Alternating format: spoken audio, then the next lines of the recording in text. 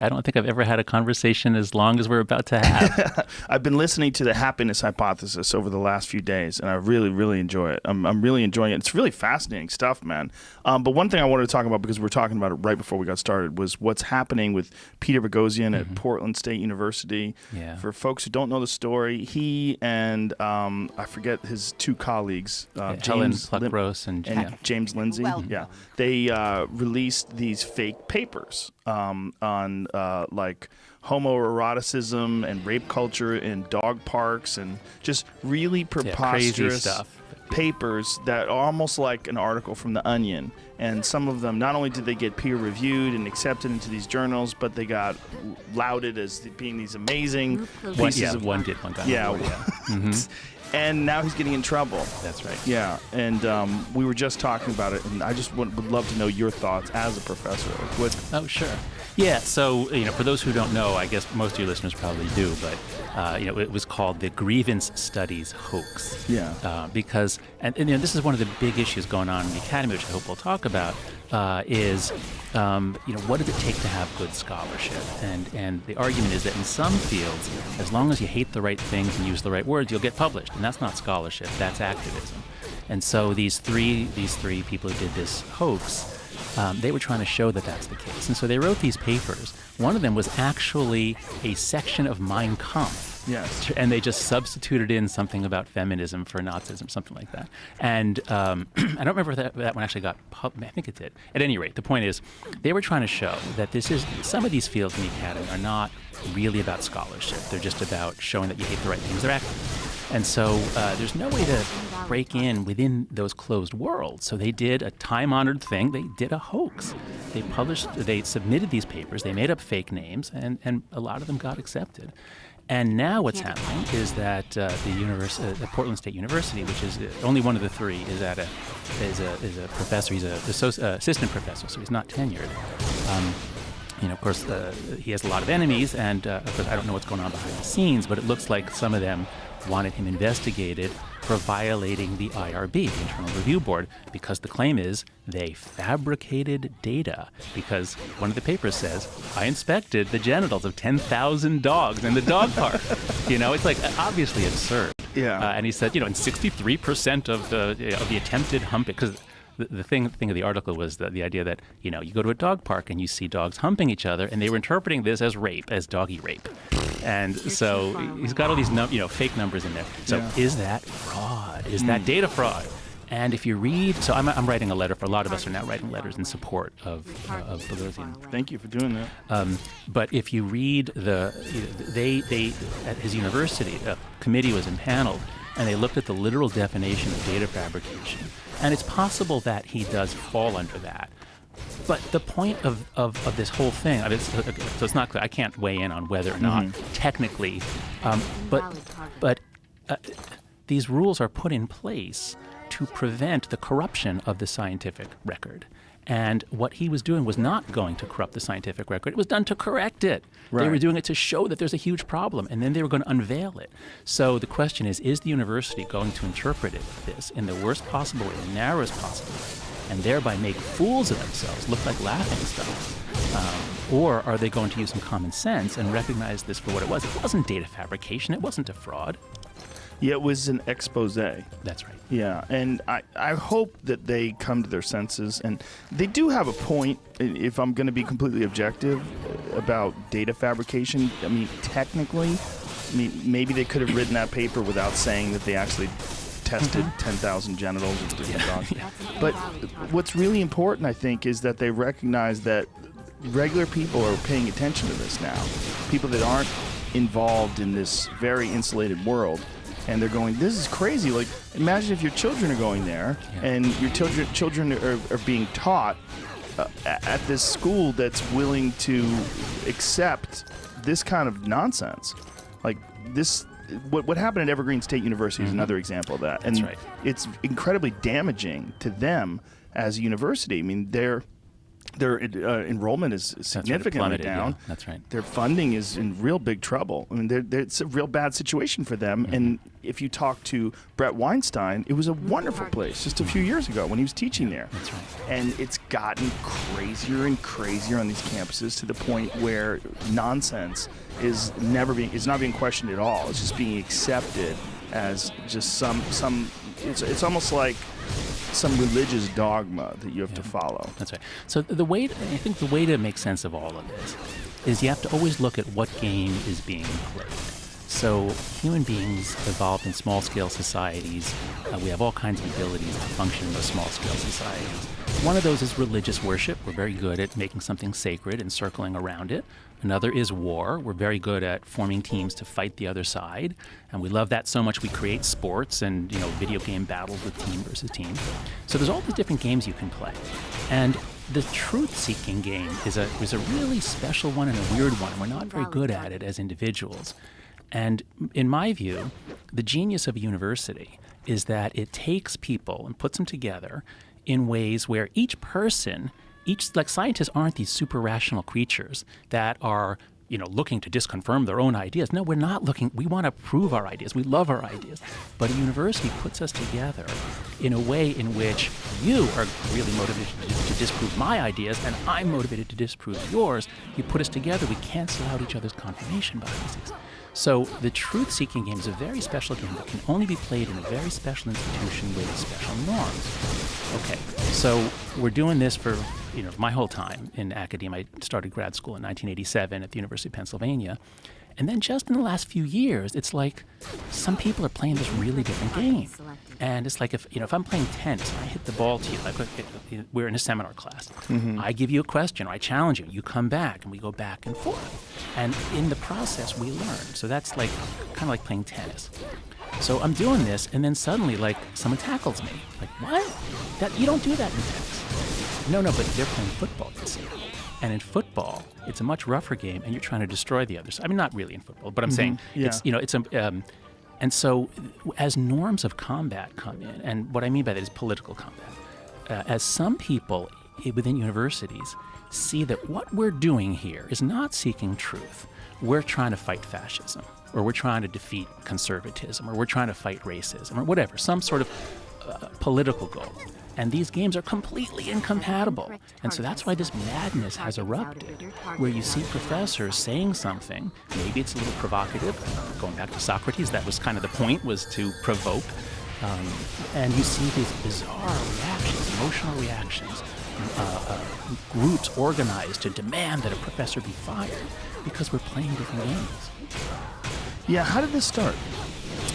How did it start? It seems like there has to be an event or something, or a trend.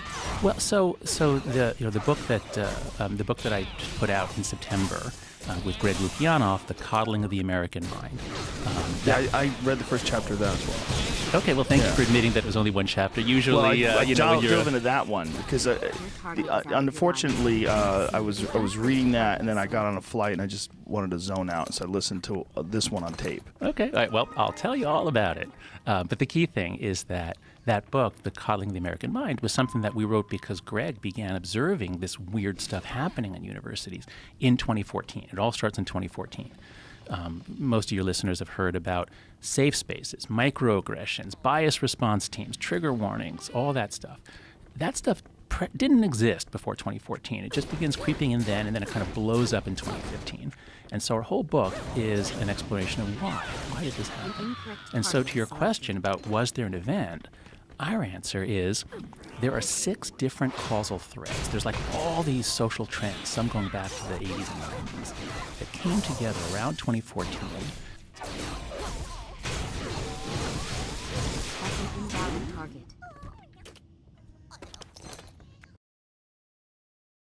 So that students are a little different, and then there are certain forces acting on them that are different.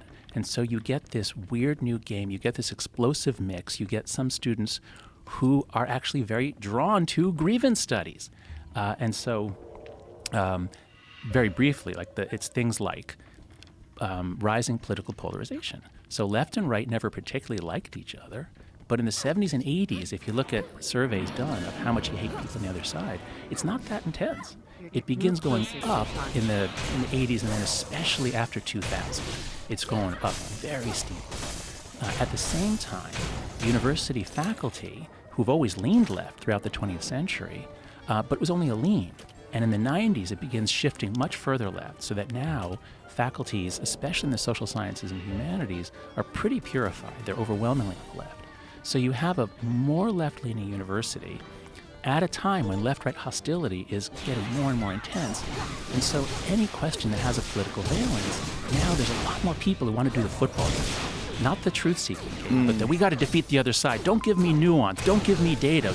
We know what we believe, and damn it, we're gonna, So you got this changing political situation, and then you've got a couple of threads about what we've done to kids. So, and this is a whole nother area of conversation for us, but we basically took away free play and gave them social media. The same, basically, kids who were born in 1995 and after, Gen Z, they had really different childhoods, and they're not as prepared for conflict and college. We'll get into that later. But you put all these things together, you get kids who are much more anxious and fragile, much more depressed, coming onto campus at a time of much greater political activism. And now these grievance studies ideas about America as a matrix of oppression and look at the world in terms of good versus evil, it's more appealing to them. And it's that minority of students, they're the ones who are initiating a lot of the movements. It's such a strange time to be on the outside and watch this, because a person like myself has always counted on intellectuals and professors and people like yourself to sort of make sense of things and to reinforce the idea that freedom of speech and free debate are critical aspects to knowledge. And one of the things that's most disturbing when you see in schools is people that are even marginally right-leaning or centrist being called Nazis and being silenced, and they're pulling fire alarms when they're speaking. Even people like Christina Hoff Sommers, who's a feminist, gets shouted down and people are yelling at her and calling her a fascist.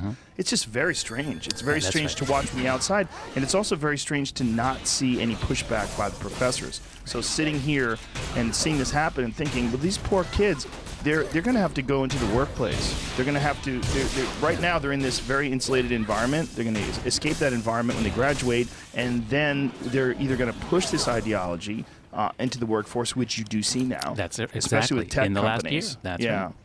That's right. No, that's right. I know it's strange to look at it from the outside, and believe me, it's stranger from the inside. But one thing I can say that might be helpful here is that from the outside, what you see is the news reports. And the news reports are going to be very selective. And so especially what happens is because, universities have always leaned left, and so the right-leaning media have always been suspicious. So the right-leaning media has huge coverage of every little thing. And sometimes it's exaggerated, sometimes it's misinterpreted. For the most time, there was something there. Left-leaning media tends to ignore it. And so I go around the country and people on the right expect that, oh my God, it's chaos and mob violence on campus, which isn't true. That's an exaggeration. And the left is like, problem? What problem? There's nothing changing. And so I think the key thing to keep in mind here is that there's about 4,500 institutions of higher education in this country. Most of them are not selective schools. They'll take anyone who comes. And in those schools, not much is happening. But if you go to the elite liberal arts colleges in the Northeast and the West Coast, then usually something is happening. And so at Heterodox Academy, it's a group that I co-founded of professors that are pushing back. It's bipartisan. We have as many people on the left as on the right. We created a map of where all the shoutdowns have taken place. And they're all right in the Northeast or along the Pacific coast, like from Evergreen, down to Berkeley and all that, and then a couple in Chicago. So in most of the country, this stuff is not happening. Most schools, the culture hasn't really changed much. But at the top schools, in general, it has. So that's one thing to just keep in mind. There is a moral panic on the right about this, which doesn't mean that there's not something real. There really is a huge problem, but it's not as pervasive as is sometimes made out to be. So is it akin to looking at violence in the news media? Like when you read about violence in terms of robberies and murders, in general, you're not going to encounter much in your life. The world is a large place. Yeah. But we concentrate on these really bad moments. Yeah, it's a little bit like that, except that One of the reasons that we took free play away from kids is that we were afraid that they'd be abducted, and that that was so rare. But we got a lot of coverage of that in the 80s and 90s, and we changed our behavior because of that, and that was a gross overreaction. The situation on campus is not like that. It's your odds of being nailed are much higher than that. And so, I hear every day, or at least every week, I get an email from a professor who says, I used a metaphor in class and somebody reported me. And and so once this happens to you, you pull back, you change your teaching style. What we're seeing on campus is a spectacular collapse of trust between students and professors. And when we don't trust each other, we can't do our job. We can't risk provoking, being provocative, raising new ideas, raising uncomfortable ideas. We have to play it safe, and then everybody suffers. Is social media partially to blame? Because Mike, it's huge. Yeah. Social media is a huge part of this problem. So, in a couple ways. So one is the generational thing that we have. The kids born after 1995 got this in middle school. It had a variety of effects on them. So kids coming in are more conversant with call-out culture, and so that's a big part of this. The other thing, though, is that we used to have what you would call a reasonable person standard. So, Professor, what's one? Oh, so a professor just wrote to me recently. He said he got frustrated while trying to explain something. And he said, shoot me now. And a student was offended by this because, are you making fun of people committing suicide? And okay, had she come to him and said, Professor, I know you didn't mean anything, but that was kind of insensitive. Okay, that would have been great. That's the way to handle it. But for this generation, raised with call-out culture and social media, you almost never hear of a student coming to someone else in private because you don't get credit for that. Yeah. So you only get credit when you call them out publicly. And so that's why we're all walking on eggshells, because most of our students are great. Most of them are fine. But if I have a class of 300 students, a lecture class, I know that some of them subscribe to this new call-out culture, safetyism, morality. And so if I say one thing, it's not a reasonable person standard, it's a most sensitive person standard. I have to teach to the most sensitive person in the class. It's also that person has the opportunity to score, right? They throw up that virtue flag, like, I've got one on the board here. Look what I did. I nailed the professor on saying, shoot me now. And now I'm a hero, and I've made this a safer space for everybody else. That's right. And so that's really what is messing us up at so many levels of society. And the fact that a lot of these problems, the difficulties of democracy, the rise of authoritarian populism, there are a lot of weird trends that are happening in multiple countries. And I think it's the rise of devices and social media is the main way we can explain why it's so similar across countries. Do you think that this is this some sort of a trend that will eventually correct itself when these kids get out into the real world and then go through a whole generation of that, and then people realize the error of their ways and the disastrous results of having these unprepared or emotionally unprepared kids? No, I'm pretty confident that it will not correct itself. I think that once we understand it, I think there are a variety of things we can do to change it. But I think here's the way to understand it and why it's not going to change itself. So I'm a social psychologist is my main area. But I love all of the social sciences. I love thinking about complex systems, and systems composed of people are really different from systems composed of stars or neutrons or anything else. And so if you have a complex system composed of people, these people are primarily working to increase their prestige. So, once we have our needs for, food and things like that are set, we're always interacting in ways to make ourselves look good and to protect ourselves from being nailed, or accused of something. So we're always doing reputation management. Now, think about in any group what gives you prestige. And so if you look in a group of teenagers, you might have a group in which it's athletics. And so if that's how you get prestige, then all the kids are going to be working out and training and practicing, and that doesn't hurt anybody. That doesn't impose an external cost on anyone else. But you can have some really sick prestige economies. And so there's an ethnography about an indigenous population in the Philippines by Shelley Rosaldo is the anthropologist. I think it's called Knowledge and Passion, about the Alangud, which is a name for a tribe in the Philippines. And in this tribe, it's a head-hunting tribe. They find people and cut off their heads, not just for fun, for prestige. So in a lot of societies, you have a lot of male initiation. Boys have to do something to become a man. And if the thing you have to do to become a man is you have to cut off someone's head. Yeah? You want something? So that imposes rather a heavy cost on outsiders. All right, so this is a sick culture. This is not one where we can say, oh, well, that's just the way they do things. Okay, this has to stop. And ideally, they would cut off a stranger's head, like they find someone from another tribe or someone, from, government agency. They'll just cut off his head.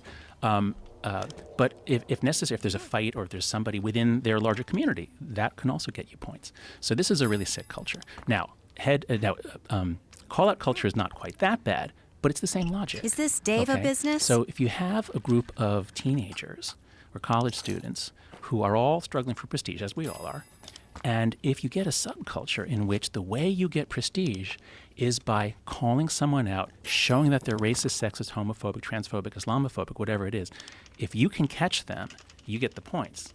What you're doing here is you are imposing an external cost on others. And that's what makes you so insufferable, because you are playing your game, but I'm paying the cost of your game. And so that, I think, is this Dave a business? People aren't going to break out of that themselves. But once we understand what's happening, I think, in a sense, we can all come together and call out culture and say, stop imposing these costs on us. But how are we going to reach those kids if professors are so terrified to speak out and to cause controversy in class, and no one wants to criticize them because if you do, you risk your job, you risk them organizing against you? I mean, how does this shift? So I'm hopeful that we can shift it because most people hate it. So even the people who do it recognize that they're always on eggshells. They can be next. There's the tendency of people in this culture to, as we say, they eat their own. They eventually turn on each other. And the mental health costs of it, I mean, there are a number of essays that have been written by people who sort of left that. And it sounds miserable to be inside it. You're always, there's no humor. There's no fun. It's always, hyper serious, angry. And so I think if we can raise kids or encourage them to see the games that social media makes them do, and give them a vocabulary. I don't know. We should come up with some catchy terms for it, but give them a vocabulary so that they can like, oh, you're a calling outer. I don't know. That's clunky, but we can help them label this behavior. Mock it. Yeah, mock it. Exactly. Yes. That's right. Yeah. There's patterns that you see in people that. From a distance, like if I look at it, when I look at them objectively, there's like these patterns where I go, oh, that's one of those MAGA guys. He's one of those, he's got an American flag with an eagle in his avatar on Twitter. Right. And if you go through his page, it's all like talking great about POTUS and criticizing anyone who talks bad about Trump. It's strange. It's like these patterns of behavior, these predetermined patterns. Almost like there are stereotypes. Not just stereotypes, like they've fallen into a well-oiled, slick groove that's very easy to predict. If you are one of those people, it's super easy to predict that you're going to be pro-Second Amendment. It's super easy to predict that you're probably going to be skeptical about climate change. There's all these different things that go along with these patterns of behavior. And you see them on the right, you see them on the left, and it's weird to watch. It's weird to watch on the outside. It's like, well, this is such an easy pattern to slip into. Yeah. Well, that's right. So there's data from the Pew surveys. They've been measuring attitudes of Americans since the 80s or 90s. But they've been publishing this series on polarization in which they show that in the 90s, if you knew somebody's attitude on, say, gun control, that would only predict their attitude on abortion a certain percent. And a lot of people on the left, let's say, would hold 6 of the 10 leftist attitudes, and same on the right. But gradually, by the time you get to around 2010, it's like if you know one attitude, you know them all. And that's in part just because if you turn up the volume. So we evolved to do us versus them. And the more we see, if it's us, America, versus them, communist Russia or Nazi Germany, well, then we all come together, and that's great for social cohesion and trust. But as that fades away, and as us versus them became increasingly left versus right, and as we lost the liberal Republicans and the conservative Democrats, those used to exist until the 80s or 90s, as we lost them, once it becomes us versus them as left versus right, now if you only hold your team's position on 6 out of 10 items, you're a traitor. And so you better get with the program. And so the pressures for conformity, the pressures to agree with your team on everything have been steadily rising. And that means there's no nuance. And we can't do higher education without nuance. We can't do college without free thinking and the ability to say, well, you know what, wait a second, maybe they do have a point on this thing. And that's one of the reasons why it looks so weird from the outside and why it's getting so unpleasant from the inside. When you're teaching classes and a subject comes up that may be controversial, do you have like this overwhelming feeling that you're treading on dangerous ground? Yes. Yeah. So I taught Psych 101 at the University of Virginia, and I would take them into sex differences, the origin of sexual orientation. I would even do race differences, and because there was a reasonable person standard, and I trusted my students and they trusted me, and we had a great time, and we covered a lot of stuff. But now, and then I moved to New York University in 2011. When my previous book, The Righteous Mind, came out, and it's not about UVA versus NYU. It's just about the changing time. Now, as I said, I have to teach to the most sensitive students. So I teach a course on business ethics, on professional responsibility. We have a section on discrimination and employment law, which is important to cover. We have to cover it. MBA students have to know where the lines are, what the law is. And yeah, I'm kind of scared when I teach that because I'd like to get into all sorts of things. I'd like to get into, what do numerical disparities mean? If there's a gender difference in the percentage of tech, but not in the percentage of non-tech employees in Silicon Valley, well, what does that mean? I would like to talk about that. But if a single student thinks that I am denying the existence of sexism, they could be offended by that. And in every bathroom at NYU, there's a sign telling them how to report me anonymously. And they put these up in 2016 in response to student requests. And it means that all professors are on notice, that they can be reported anonymously at any moment. By children. Well, these are, I'm not going to call them children. I mean, my students are MBA students, but the undergrads, barely, 17 to 21-year-olds for the undergrads. Yes, that's right. Barely not children anymore. That's right. And there's an incentive to this what we were talking about before, this incentive that gives them attention, they get prestige, they get value from it, and this culture encourages these things. That's right. And this is a terrible lesson to teach them.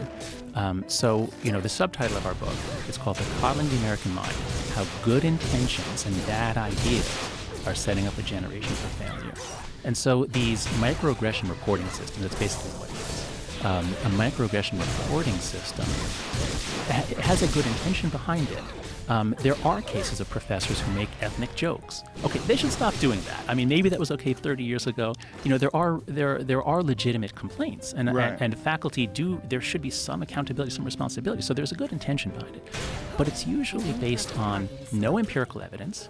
And because it's based on pressure applied to a bureaucracy, not by a committee thinking, how can we improve the climate for everyone? No, it's like, we make these demands and we demand 10 things, and the administration says, okay, we'll give you 5 of them.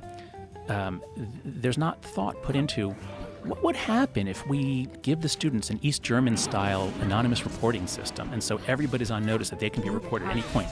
What might happen to the social dynamics? Like, nobody thought that through. So the net effect, again, is the spectacular collapse of trust on campus. God, to be in the middle of that, it's got to be so bizarre, having taught for so many years before that, and to watch almost like this virus overtake the institutions. That's what it felt like. And that's why, Greg Lukianoff came to me in 2014. So Greg, I'll just briefly tell this story of the book. Greg is the president of the Foundation for Individual Rights in Education. He and FIRE, and they defend free speech rights on campus. And they were always pushing back against administrators who would say, we need a free speech zone, and they're always afraid of liability. And so, but suddenly in 2014, Greg starts seeing students pushing back on speech rights, saying, we want, ban that speaker, we need a safe space if a debate is going to be held. New stuff, weird stuff. And Greg, who is prone to depression, he had a suicidal depression in 2007. He's hospitalized. when he gets out of the hospital, he learns CBT, cognitive behavioral therapy. And in that, you learn these like 15 or so cognitive distortions, like catastrophizing, overgeneralizing, black and white thinking. So Greg learns to not do those himself, and then he goes back to Record Fire. And then in 2014, he sees students saying, "Oh, if Christina Hoff Sommers comes to campus, people will die, or there'll be, people will be harmed, injured." And so there's this new way of thinking, and Greg thinks, "Wow, how are students learning to do this? Like, are we teaching them on campus to think in these distorted ways? And if we are, isn't that going to make them depressed?"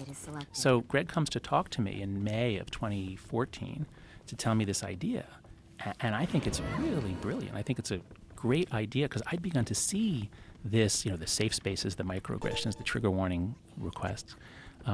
So we wrote up our essay, submitted to The Atlantic. It came out in August of 2015. And it was like we were just seeing the first outbreaks of a virus. And then in the fall of 2015, it becomes an epidemic.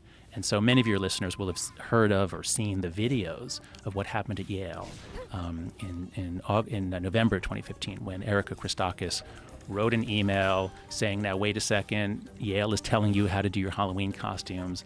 Maybe we should think this through ourselves. Maybe you're old enough to make your own decisions."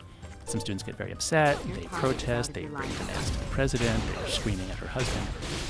So it was then, when that protest was successful, when the president of Yale basically said, we're wrong, you're right, we validate your narrative, we'll give you as much as we can of your demands. When that happened, then the protest went national. And so throughout 2016, you have groups of students making these demands, demanding microaggression reporting systems. So that's when NYU put in its systems, its microaggression reporting systems. So that Yale event wasn't just an isolated incident. It really was the spark. I think so. Yeah. Wow. Yeah. So there's all these threads coming together. It didn't come out of nowhere. All these things are happening. It's almost like the whole room is like almost at combustion temperature, and then Yale was the spark that sent it national. What's crazy about Yale is anybody that's objective, that's watching from the outside, is like, these students are out of control. They're screaming at this professor like, this is supposed to be a safe place, and you fucked this up, and they're being incredibly hostile and aggressive towards him and surrounding him. Mm-hmm. And when you watch that from the outside, you think, well, obviously they've got to punish these students. Right. I mean, they did the opposite. Yeah, that doesn't make any sense. Well, it doesn't make sense from the outside. But again, you have to look at the different games being played. So I went to Yale. I graduated from there in 1985. I loved it. I was in Davenport College, as one of the 12 residential colleges. And there were a lot of intellectual events that would happen in the colleges. Like the master of the college or the dean of the college would bring in all kinds of people to speak. So they were intellectual spaces as well as sort of home-like, or not exactly home-like, like transitional places where they were places that you live. So the Yale that I knew was a place that taught me to think in lots of different ways. And it just was constantly blowing my mind. Like when I took my first economics course, it was like, wow, here's a new pair of spectacles that I can put on, and suddenly I see all these, prices and supply. And like, I never learned to think that way. Or I learned about Freud and psychology or sociology.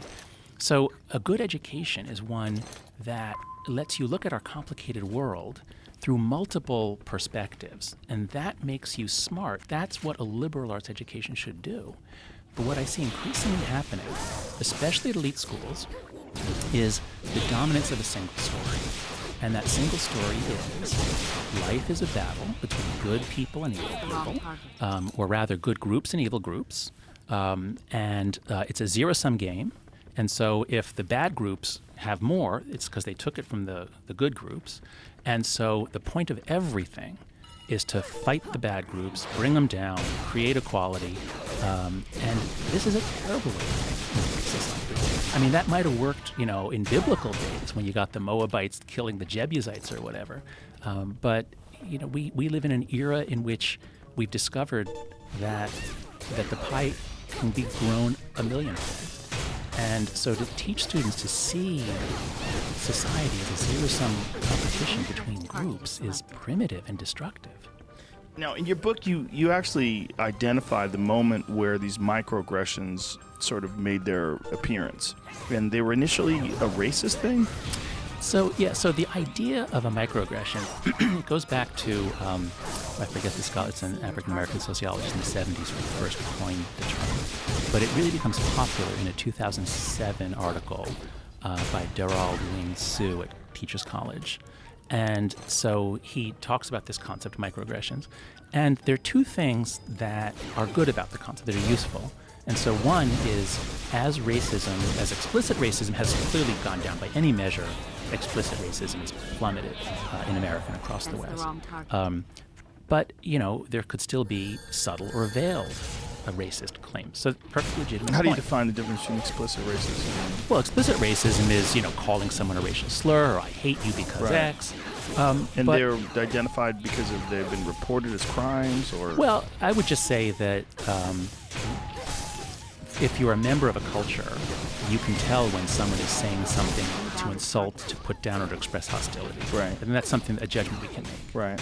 And as that's become socially unacceptable in most circles, so explicit racism is way, way down. Right, but how? I'm sorry, but my only question is, how are they measuring this? How do you measure microaggressions? Well, how do you measure even explicit racism? Yeah. How do you say it's down? Certainly attitude measures. So there are surveys done in private.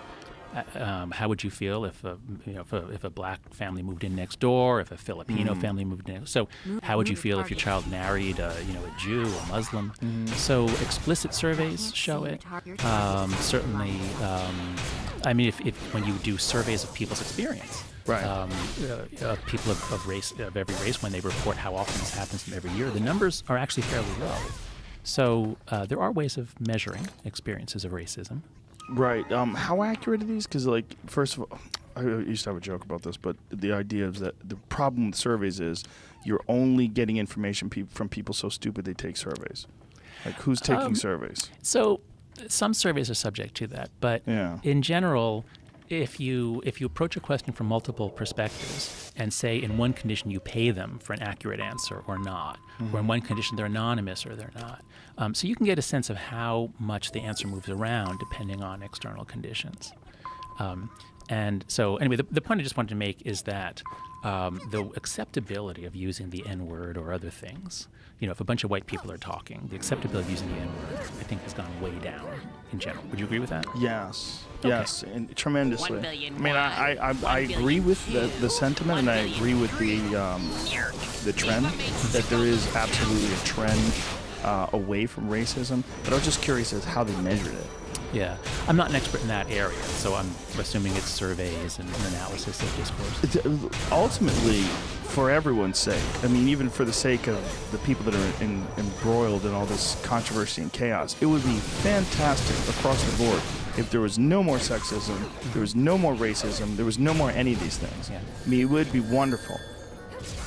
Then we could just start treating humans as just humans. Like, this is just who you are. You're just a person. No one cares. That would be, what a wonderful world we would live in if this was no longer an issue at all. Beautifully put. But how does that ever get through? So we were getting there. That's what the 20th century was about. So you and I are shaped by, I don't know how old you are. I'm 51. Okay, I'm 55. We were shaped by the late 20th century. And the late 20th century was a time in America in which, earlier on, there was all kinds of prejudice. I mean, when I was born, just right before you were born, it was legal to say you can't eat here because you're black. And so, that changed in 1964, 65. But it used to be that we had legal differentiations by race, and then those were knocked down, but we still had social. And it used to be that if you were gay, there was something humiliating that had to be hidden. And so if you look at where we were in 1960 or 63 when I was born, and then you look at where we got by 2000, the progress is fantastic on every front. So that's all I mean when I say we were moving in that direction. And to your point about, wouldn't it be great if there was none of this, we just treated people like people? Okay, yeah, that was the 20th century idea, is let's get past these tribal identifications. And what is so alarming to me now is that on campus, it began on campus, but it's spreading elsewhere. And again, it's not everywhere on campus, it's mostly in the Grievance studies departments. They're teaching students the opposite. They're teaching students, don't treat everyone like a person. people are their identities, and you can tell some of the identities by looking at people, and so you know if they're good or bad. This, I think, is the opposite. Is this of Dave a progress. business? Well, it's also the differences between us are really fascinating. The differences between men and women, I think, are some of the more interesting explanations for human behavior. And I'm not meaning that people must be defined by their gender, but defined by their sex. But it is interesting when you look at these gigantic groups, like why certain people tend to gravitate towards certain occupations or certain types of behavior or certain hobbies. It is really fascinating. Yeah, that's right. And if we were playing the truth-seeking game, if all we cared Yes. about is trying to understand things, we would do the research and we'd figure out what do people like, and do left-handers versus right-handers have different preferences? Probably not, as far as I know. Do boys and girls have different preferences? Yeah, they're really big. Do men and women have different? Do they enjoy different things? Yeah. So we could take that and we could say our goal is to create a free society. This is what the word liberal traditionally meant. A society in which people are free to construct a life that they want to live. Have you business with Yeah. me? And so if you're born one race or another, that should not in any way be a limitation. And in the 20th century, we made a lot of progress towards that ideal. Same thing for But you sex. keep saying we did, Yeah. meaning that you're implying that it ended, that the progress hit a wall. Yeah, I shouldn't imply that because overall, I think the trends are unstoppable. Right. So I don't want to say that things are reversing. Yeah, I agree. But you feel like there's a slowdown or an On error, campus, a yeah, glitch. Yeah, I think that so in chapter 3 of the coddling, Greg and I look at identity politics, and one thing we really try to do is there's all these loaded terms, and if somebody says social justice warrior, okay, you know a lot about them if they said that, like they're going to come at it and say, oh, those SJWs, and we don't do any of that. We say there are people on campus who are very focused on identity issues and on injustices based on identity. And that's great, and there's a lot to be concerned about, and they're right to do that. Now, how do they do it? And there's two different ways. You can either do what we call common enemy identity politics, which is where you say, life is a battle between good groups and evil groups. Let's divide people by race. So it's basically straight versus everyone else, men versus all the other genders, and white versus everybody else. And so you look at the straight white men. They're the problem. All the other groups must unite to fight the straight white men. So that's one of the core ideas of intersectionality. And so what we say in the book is that leads to eternal conflict. Much better is an identity politics based on common humanity. So we don't say, to hell with identity politics. We say you have to have identity politics until you have perfect justice and equality. You have to have a way for groups to organize, to push back on things, to demand justice. That's fine. But if you do it by first emphasizing common humanity, that's what Martin Luther King did, that's what Pauli Murray did, that's what Nelson Mandela did. This wonderful woman, Pauli Murray, she was a gay, black, possibly trans civil rights leader in beginning in the 40s. She says, when my opponents draw a small circle to exclude me, I shall draw a larger circle to include them. I shall shout for the rights of all mankind. And this is, again, what Martin Luther King did. He's relentlessly appealing to our white brothers and sisters. He's using the language of America, of Christianity. Start by saying what we have in common, and then people's hearts are open. We're within a community. Now we can talk about our difficulties. So it's the rise of common enemy identity politics on campus, in the grievance studies departments especially. That, I think, is an alarming trend. Another thing that's alarming to me is the redefining of terms like sexism and racism, where sexism against men is impossible, racism against white people is impossible. Right. There's redefining as these prejudices only exist if you're coming from a position of power. That's really weird. Yeah. And it also it opens up the door to treating people as an other. Literally, the people that are the victims of racism are now using racism against other people and feeling justified because of it, and having a bunch of people that will agree with them that this is in fact not racism, and this is pushing back on white privilege and saying all these different weird things that, and they feel really comfortable in saying these open racist generalizing things about white people or about white men or about fill in the blank about whatever group that you're attacking, and it's really strange. It's really strange to see. But again, it makes sense if you look at the different games. Yes. So if you're on a university and you think you're playing the truth game, and philosophers are great at this, they're always unpacking terms. And so you might try to define racism or any sort of ism, and a common sense view would be an expression of hostility or resentment or limitation on a group based on their identity. But that's if you're playing the truth-seeking game. If you're playing the politics game or the warfare game, you want to define the terms to give your side maximum advantage. So there's a wonderful social psychologist named Phil Tetlock at Penn, at Wharton, and he talks about these different mindsets we get into. And one of them he calls the intuitive prosecutor.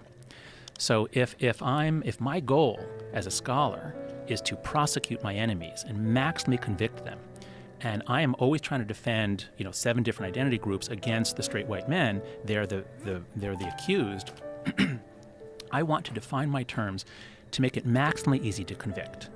And so I'm going to say racism and microaggressions, it doesn't matter what the intent was. All that matters is the impact. All that matters is what the person felt. That way, as long as someone's offended, I get to charge you with a crime. So, and also on racism, you can say, as a lot of kids are learning in high school these days, racism is prejudice plus power. So by definition, a black person or a gay person or whatever, cannot be racist or whatever other term because they don't have power, regardless of their social class. This is actually being taught. Yeah.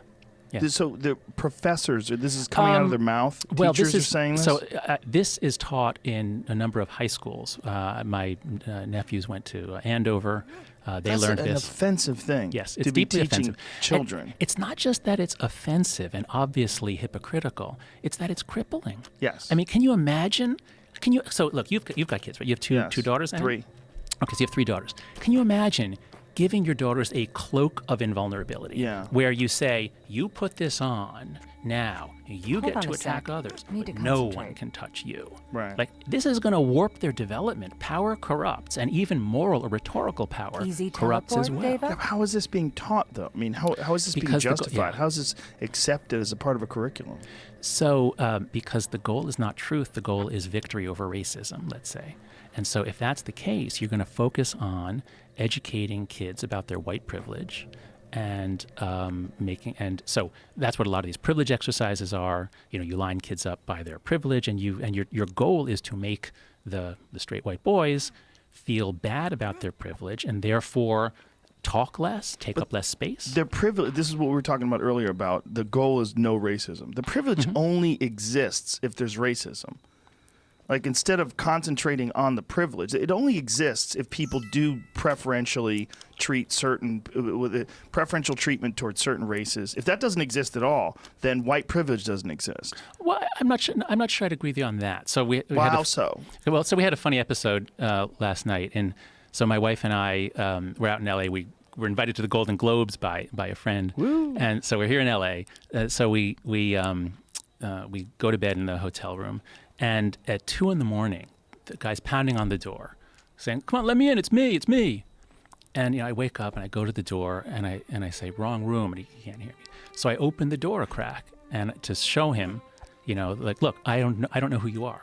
Right. And some drunk guy, and I said, "You've got the wrong room," and I went back to bed. And then at breakfast this morning, my wife says, "Why did you open the door? Like, how could you have done that?" I said, we're in a nice hotel. I mean, what's going to happen?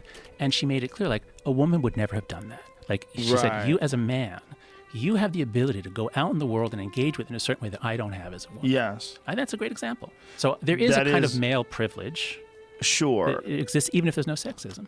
Yeah, that's an interesting example. That's a sexism one, but that's also a physical danger one. Yeah. There is a difference between just the way women have to go out into the world being vulnerable and also being the target of just a male sexual attention. It's a very different thing. Right. It's an aggressive and dangerous thing. Yeah.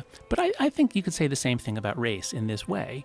So because there's racism, though. Well, okay, you're right. If there was absolute zero racism anywhere, But we're never going to get to that. But the thing that we're worried about is the racism.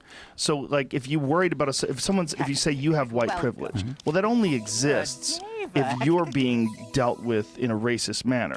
So if you're a black person and there is racism that's being directed towards you and it's not being directed towards me, then you can say, well, I have a white privilege. But if there's no racism directed towards anybody, that doesn't exist anymore. Right, so the issue is racism. Yes, right? but so look, I think it's helpful to always try to look at it from the other person's point of view and to listen to their arguments. And so, for example, when you and I go into any social encounter, it never occurs to me that something's going to come up and someone's going to call me a kike, let's say, right? Because I'm Jewish, and it never crosses my mind that someone's going to humiliate me because I'm Jewish.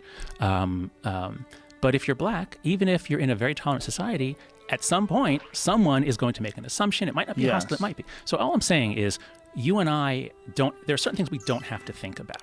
And that, whereas if we were black or other identities or visibly gay or, there would be the risk of spoiling of a social interaction. So I'm totally comfortable saying we should be telling our kids about this. But what follows from it?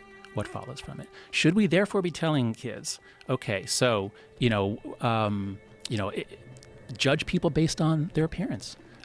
Be suspicious of people based on their race and gender. That's where I get off the bus. That's where I say, now we're really hurting kids. We should be turning down the moralism, and we're turning it up. Right, but what I'm getting at is pointing at someone and saying you have white privilege if they are not racist. You're giving this person, you're putting this person in a category that really only exists in the face of racism, where the real problem is racism. Yes. With the male-female thing is a very different I thing. agree. Male privilege, right. I think, is way more slippery and because it's biologically based. There's a creepiness to men. And there is. That's as much as a nice guy as I'm sure you are, and I try very hard to be a nice guy, Jamie's a little slippery. Look at him over there. Just kidding. Yeah, but every woman's encountered creeps. Yeah. Yes, it's inevitable because there's a game being played, this pursuing of sexual pleasure or of sexual encounters. This doesn't exist or shouldn't exist with races. Yeah.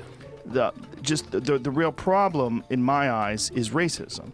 And if we could figure out a way to just obviously it's not going to look, people are flawed. They're going to be until there's some sort of new way that we interface with each other that eliminates lies and deception and allows each other to completely understand each other's feelings and appreciate them, which may happen someday, probably technologically driven. Till that happens, there's going to be a certain amount of it. But the real enemy is racism. It's not white people just getting lucky. Yeah.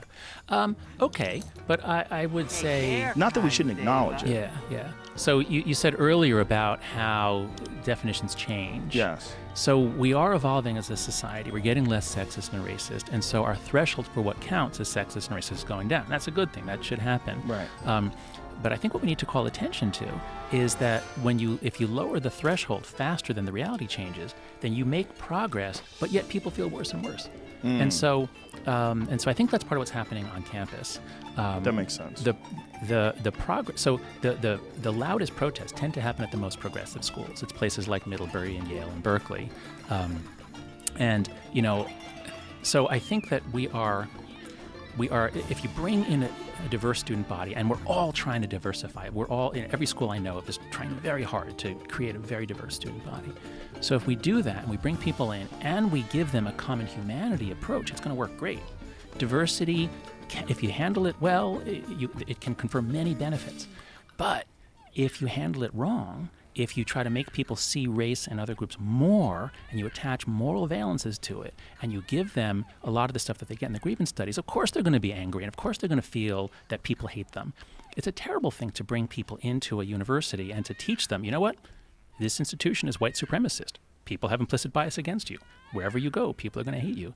No, this is a really bad thing to do to create an open, trusting, inclusive, diverse environment. Right. The right thing to do would be to emphasize how foolish racism really is and about how damaging it is, not just to our culture, but to you as an individual, to look at people in that way and not open your heart and your mind to all these different races.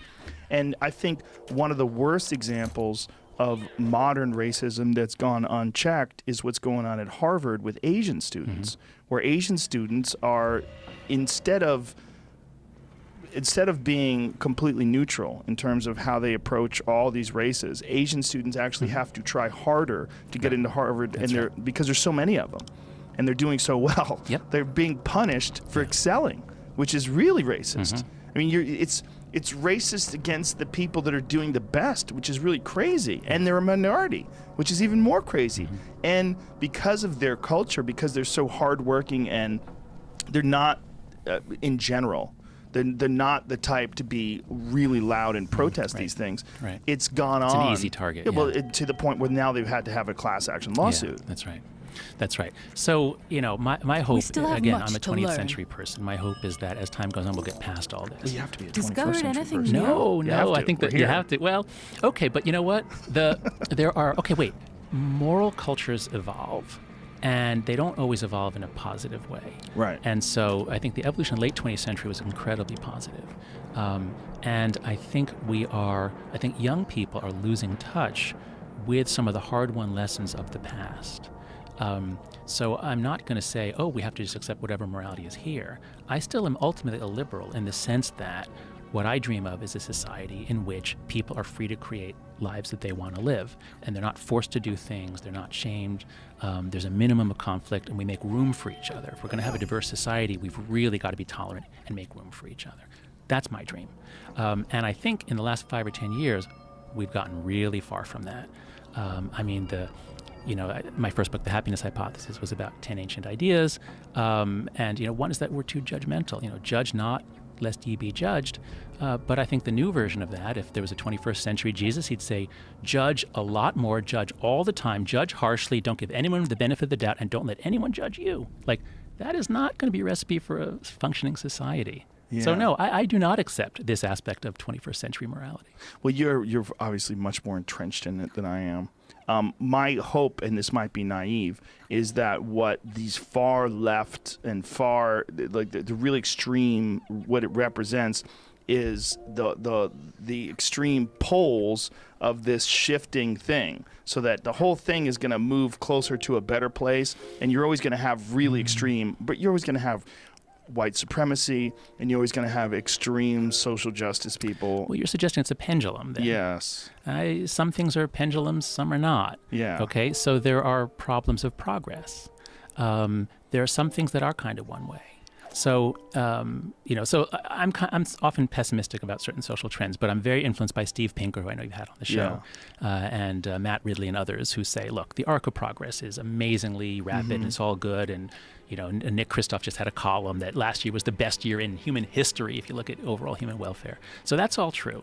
But there are certain things that happen with progress that lead to certain countervailing trends that are not like pendula. And so, for example, here's one. Kids, it seems pretty clear that human beings need a certain amount of hardship, stress, and challenge in order to develop basic human abilities. Kids who are neglected and abused are damaged. I mean, if it goes beyond certain limits, you have chronic stress, you can have brain damage. So as we've gotten rid of a lot of the worst things, that's great. But as we're making life better and better and easier for kids, as we're protecting them from more and more, we're preventing them from basically expanding their abilities. And so it's possible that as we get wealthier and safer and more humane and more caring, and as we have smaller and smaller families as we get richer all over the world, so that you have two parents spending all this time with one kid, it's possible that we are interfering with kids' development to the point where we might have an epidemic of anxiety and depression. That could happen. Oh, wait a second. It has. So, I think that there are certain problems of progress that are not pendula. They change things, and those changes have some negative repercussions that we're going to have to actively fix. It's not going to swing back by itself. What concerns me when you're talking about all these ideas is that there's a restriction on how you are able to communicate to children, or to students, I should say, to young people, how their minds work and how how these patterns can form, and how this pattern can be ultimately damaging to them, but yet it feels rewarding in the act of doing it, and that their own patterns that they're involved in right now might be incredibly problematic for them in the future. But if you bring it up, you're criticizing who they are as a human. You're disregarding your white privilege. You're doing all these different things that you can't really do. You're doing all these things that could run into these problems with this sort of new paradigm. And how do you mitigate that when you're teaching kids? Like, how do you talk to them about the way the mind works when it's involving these critical things that are like incredibly sensitive to discuss today? Okay, so let's. You might be talking about like issues like race and sex. Yes, like, race and sex, okay, gender. Let's go back to the beginning. Let's start with child development. Okay. And let's start with what should we be doing with kids to make them tougher so that, you know, as they live the world's safer and safer. Cars are safer. The death rate for kids has been plummeting for all causes other than suicide, which is going up. So as kids live in a safer and safer world, they also have the internet, which is going to expose them to virtual insults forever and ever. So how are we going to raise kids to be maximally effective in this new 21st century world, which is physically very safe, but virtually unsafe? Okay? How are we going to do that? And I think the key idea that we need to put on the table here, and that I think everybody who works with kids needs to keep in mind every day, is anti-fragility. I know you've talked about that on the show before. But I can just give a very brief, explanation of it because it's such an important concept. So anti-fragility, a lot of listeners will know, is a word coined by Nassim Taleb, the guy who wrote The Black Swan, because there are certain systems, and I think he was motivated by the collapse of the banking system. So he had predicted the collapse because he said, the banking system is really convoluted and it's never been tested. A system needs to be tested, challenged, shocked in order to then develop defenses against it. And our system has not been tested, so if anything goes wrong, it's all going down. All right. Yeah, you reference him quite a few times. Yes, that's right. He's really the concept of anti-fragile. That's right. It's a key idea in our book. And I find, as I talk about this around the country, once you explain this to people who work with kids, like, everybody gets it right away. All right. So Taleb says there's no word for this property. He says we know that some things are fragile. And so if you have a glass, if you have a wine glass on the table and you knock it over, it breaks. Okay. It doesn't get better in any way. And so, you don't give kids a wine glass, you give them a plastic sippy cup because plastic is resilient. But if a kid knocks over a sippy cup, it doesn't get better in any way. And Taleb wanted to know, what's the word for things that do get better when you knock them over? And the classic example is the immune system. So the immune system is an incomplete system. It's a miracle of evolution that we have this system for making, antibodies. But it doesn't know exactly what to be reactive to. That has to be set by childhood experience. And so if you keep your kids in a bubble and you use bacterial wipes and you don't let them be exposed to bacteria, you're crippling the system. The system has to get knocked over. It has to get challenged, threatened. It has to learn how to expand its abilities. And so this is why peanut allergies are going up. Yeah, that was a really shocking part of your book. That's right. It's stunning how fast this happened. Please explain that to people, the whole peanut allergy thing. Yeah, so peanut allergies used to be really rare, and most of us, older folk, we brought peanut butter sandwiches to school. And when my son Max started preschool in 2008, they went on and on about no nuts, nothing that touched a nut, nothing that looks like a nut, nothing that has the word nut. I mean, it was crazy how defensive they were about nuts. And as we were writing the book, I thought back on that and I said, wait a second, like, why, we're freaking out about nuts, and the more we freak out about it, the higher the allergy rate goes. And it turns out there was a study done and published in 2015 where the researchers noticed that the allergy to nuts is only going up in countries that tell pregnant women to avoid nuts. And they thought, well, maybe that's why. And so they did a controlled experiment. They got about 600 women who'd given birth recently and whose kids were at higher risk of an allergy because they had eczema or some other immune system sort of issue. So about 300 of them are told, standard advice, your kid's at risk of a peanut allergy, so you should not eat peanuts while you're lactating and keep peanuts away from your kid. And the other half were told, here is an Israeli snack food. It's a puffed corn with a peanut powder dusting on the outside. Give it to your kids starting at 3 or 4 months, whenever they're ready to eat. And they monitored them. They made sure that they weren't, fatal reactions or strong reactions. And then at the age of 5, they gave them all a very thorough immunological test. And of the ones who followed the standard advice, 17% had a peanut allergy. They would have to watch out for peanuts for the rest of their lives. That's such a high number. Because these were kids who were already predisposed. Yeah. But the half that were predisposed, but given peanut powder, 3%. Just 3% had a peanut allergy at age 5. In other words, we could almost wipe out peanut allergies by giving peanut powder to kids. And just a few months ago in Science, the front page article was on doing that. And so, again, good intentions and bad ideas. We're trying to protect our kids, so, keep them away from peanuts. But that's exactly the wrong advice because kids are anti-fragile.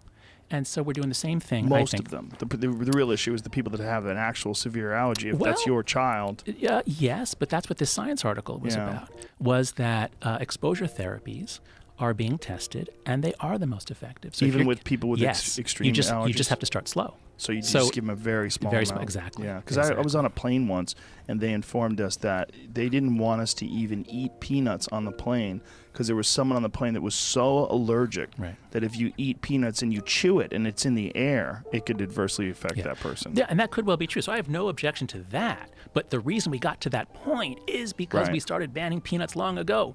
So this is one of these, I'm not sure if it's a problem of progress, but as we, no, it's not necessarily, but it's an example of anti-fragility. Right. Okay, so now let's bring this to the playground. All right, so, when you and I were kids, boys and girls have different social interactions, but boys tease each other, right? Insult each other. They throw around insults, right? Yeah. And that's part of developing to be a boy. Now, if it turns into bullying, like a bunch of kids or are after one kid day after day, okay, that's terrible. We have to do something about that. I'm not saying bullying is okay. But as we've cracked down on bullying, and as we've gotten more and more sensitive about harm in general, we're cracking down on any kind of teasing, cruelty, exclusion. So my kids go to New York City public schools, which are generally pretty good. But on the playground, there's a monitor, and the playground monitor, if there's conflict, he comes and checks it out. If a kid is crying, he checks it out.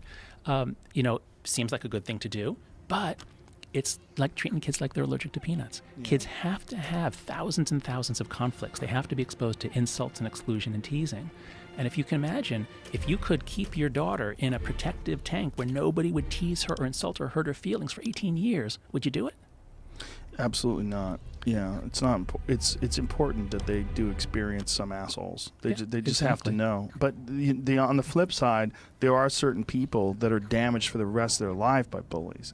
And like I have a friend, and his brother used to beat him up when they lived together, and it still fucks with him to this day. And he's in his 50s. Yeah. Like I think he has a certain level of depression that's directly correlated. That's right. Yeah. I can't say about your friend, but the research does show that bullying can leave permanent scars. Yeah. So there are a couple things we have to keep our eye on. Kids are anti-fragile, yes, but two things. One is they need challenges that are graded to their level of ability. So if they're overwhelmed, and if the suffering goes on day after day, so if kids are if their brain is bathed in cortisol. So cortisol is a normal stress hormone. You have to experience stress. You have to have cortisol, and then it drops, goes up and down, up and down. But kids who are raised either in an environment where they're bullied or they're abused at home, they don't have a secure attachment relationship, then they get brain damage. Then you're hurting kids if it's chronic. So I'm in no way saying bullying is okay. I know. So you got to keep the line. Right. But again, you have to look at each institution. So each school is not thinking, how can we carefully draw the line between bullying and valuable sorts of conflict? No, they're thinking, if we do this, will we get sued? Right. And if we're not really careful at bullying, we're going to get sued. And so let's overreact. Let's go this way. Yeah, that's unfortunate, really. But how do you decide how much bullying is acceptable? It's almost like snake venom, like giving them a little bit so they develop a tolerance. Yeah. Well, so there's we did some research on bullying. We didn't put it in the book because while we suspect that anti-bullying policies that go too far and that ban conflict, while we suspect that those are harmful, we couldn't prove that. So we didn't put this in the book. But the traditional definitions of bullying are actually pretty reasonable. I hope I can remember it exactly. It's like there's like a power differential and it's chronic. It goes on for multiple days. And originally there was actually a threat of violence. There had to be at least a threat of violence. I think that was the original definition. And then that was expanded gradually, so that doesn't have to be necessarily a threat of violence. But it has expanded so far that, like, my kids use the term, if one kid is mean to another, they'll call that bullying. And that's too far. So I think you have to keep your eye on the key feature. It's too far if a kid is mean? Yeah. Like, you how can't so? call it. Like on the playground for my daughter, the girls would form these clubs. And so my daughter was in the kitty cat club. Like, that's what 3 girls called themselves. And they'd be in a corner and they'd say, "Oh, you can't join us. You're not in the kitty cat club." That's mean. That's exclusion. Right. We can't have that. Right. So you'd have to, like, allow everyone in your group Yeah. because you don't want to be a bully. That's right. That's so why you're saying it I goes don't know too that. far. Yeah, I don't know they called that bullying, but her teacher had a conversation with them. Now, she didn't. I don't think she exactly ordered them never exclude. So, I mean, it'd be okay if you use it as a grounds for discussion. But some schools have even tried to discourage the existence of best friends, because if you have best friends, you're excluding others. That's hilarious. It is hilarious. But again, it's if you fail to understand that kids are anti-fragile, Yeah. and you think, oh my, there's a rise of anxiety and depression, and girls are cutting themselves at such high rates. We've got to relieve them of stress. Like, no, that's not the right way to go about it. And there really is an epidemic of kids that grew up in that era of participation trophies where everyone won. That's And right. there's a lot of parents that don't want to see their children lose. Yeah. But that's a giant And again, learning opportunity. Exactly. If you think the goal is to cultivate self-esteem directly, Yeah. you're crippling the kid. Giving your kid self-esteem is not beneficial. In fact, if kids have high self-esteem but it's unstable, then they're actually more likely to be violent. They have more problems. You don't want to build self-esteem. What you want to build is capacities. You want to give them abilities and skills so that they do things that then indirectly give them self-esteem. And compassion, right? I mean, how do you teach that? How do you teach it? Well, there are lots and lots. I mean, it's one of the biggest things that is happening in schools is efforts to teach compassion. I don't know. I've not surveyed the research. I don't know if they work. I don't know. So look, in general, kids learn from experience, but adults want to teach them directly. And so there's all these efforts to teach compassion. I have no idea if they work, but I would think that doing things together this is a point made by Peter Gray, an expert on play who co-founded letgrow.org, a wonderful organization that I hope we can talk about. One way that kids learn compassion is by playing with each other when there's no adult who can step in, where they have to look out for each other to keep the game going. But when there are adults present who are supervising, then if there's a conflict, the skills that kids need to learn are how do you make your case to get the adult to come in on your side? And this is called moral dependence. So one of the best ways that kids learn compassion, cooperation, tolerance, teamwork, leadership is free play, unsupervised free play. And that's what kids did from time immemorial, certainly throughout the 20th century, up until the 1990s. Like when you, so I'll ask you, how old were you? Where'd you grow up, first of all? Well, all over the place, honestly. I was born in New Jersey, lived there till 7, San Francisco from 7 to 11, Okay, that's the Florida. key period, 7 to Yeah. 11, that's the key period. Okay. When you lived in San Francisco, were you allowed outside? Were you allowed to, like, go to a friend's house? Could you and your friends go places? Yeah, I was a latchkey kid. Okay. Yeah, my parents were gone all day. And so, now they would be arrested if they did that. yeah. Right. When I was 8 years old, I did a magic show on Fisherman's Wharf by myself. Fantastic. And Yeah, do you earn sort some, of. What I happened? dodged a bunch of bullets. What do you mean? What happened? Well, I almost got molested. Some guy tried to abduct me. Wait, literally tried to abduct you? Yeah. I was in a library. Some guy tried to get me to go out to his car with him to check out some books. And some lady librarian saved me. She screamed out, "Joseph, you get away from that man. He just got out of jail." Wow. And the guy ran off. Yeah, he was Wow. super creepy. But, I was 8. I didn't understand what was going on. Yeah. I just thought he had some good books. Yeah. Okay, good. No, right.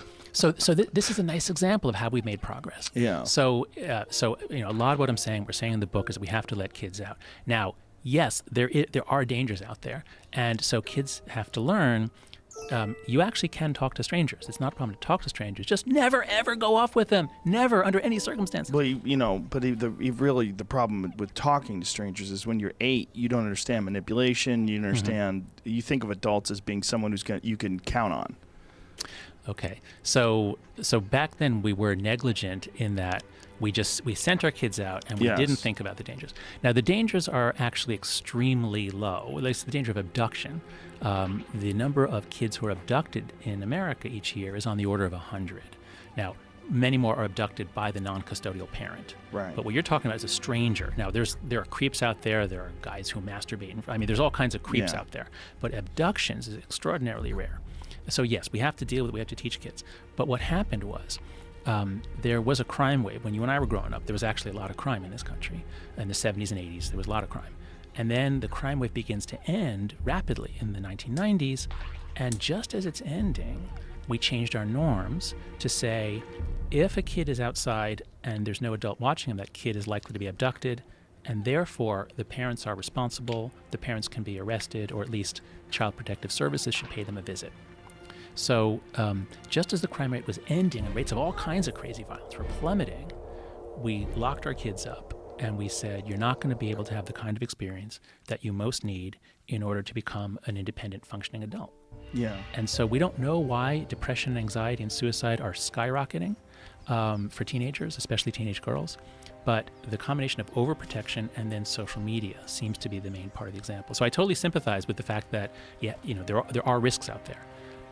But the risk of overprotection kills a lot more kids. There was a story that I read about, I want to say the kids were 8 and 10, and they were walking home in New York City, and the police officer stopped them and talked to them, and then eventually interviewed their parents and said, why are your children walking home? Right. He's like, because I taught him how to walk home. Yeah. I showed him how to get home. This is a valuable thing to give them the independence to leave school together. They look out for each other, and then they go home together. And the cops were making it like these people were negligent and criminal, and they were saying, no, I'm trying to prepare my child for the world. So it's sort of a debate about the philosophy of raising human beings and exposing them to a certain amount of independence and a certain amount of personal sovereignty. That's right.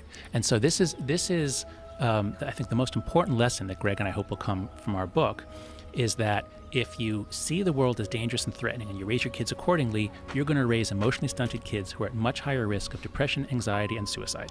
So stop doing that. We got to stop doing that.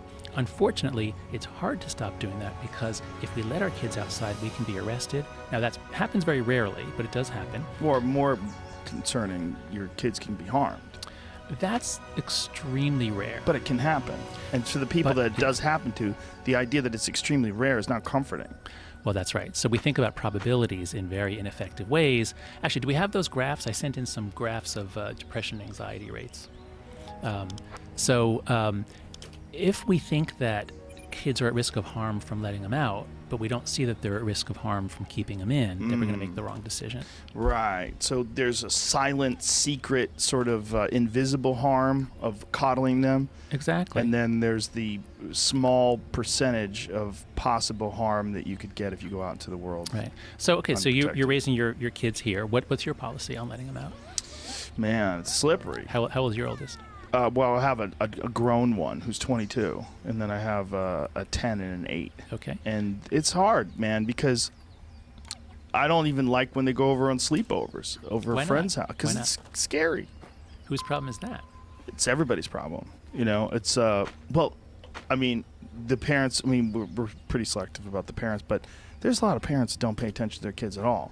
Meaning they just tune out and they get on the phone. The kids are sticking forks into the fucking outlets, and there's a lot of weirdness when it comes to the styles that people have in raising their children. What is this graph you just pulled up? Yeah. So depressive episodes. Yeah. So I guess I'll just narrate it for people who are listening, not watching the video.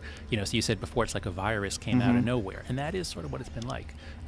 So what's happening in America, and I know it's happening the same in Britain and Canada. I haven't looked at other places yet. Haven't dug into those stats.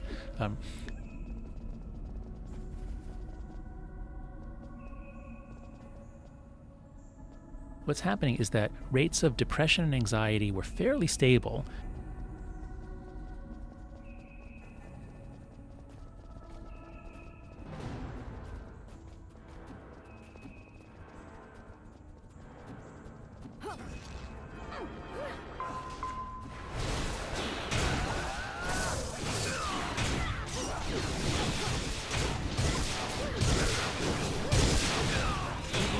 Target selected.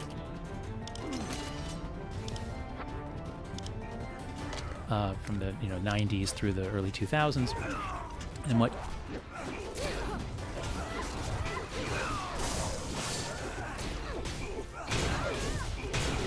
That's an invalid target.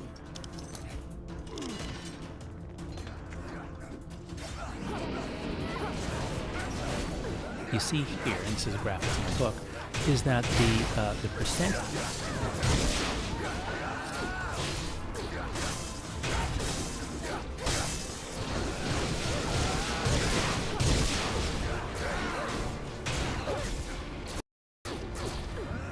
of kids aged 12 to 17 in America who met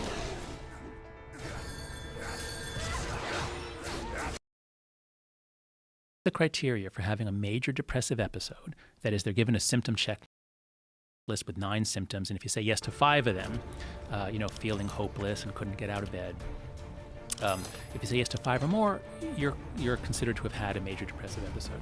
And what you see is that the rate for boys is around 5%, and then around 2011 it starts going up, and now it's around 7%, which is actually a somewhat substantial increase.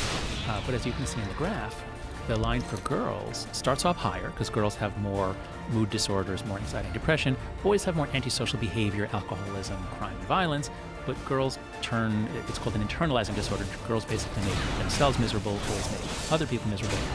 The girls' rate is higher, but it was stable from 2005 through 2010.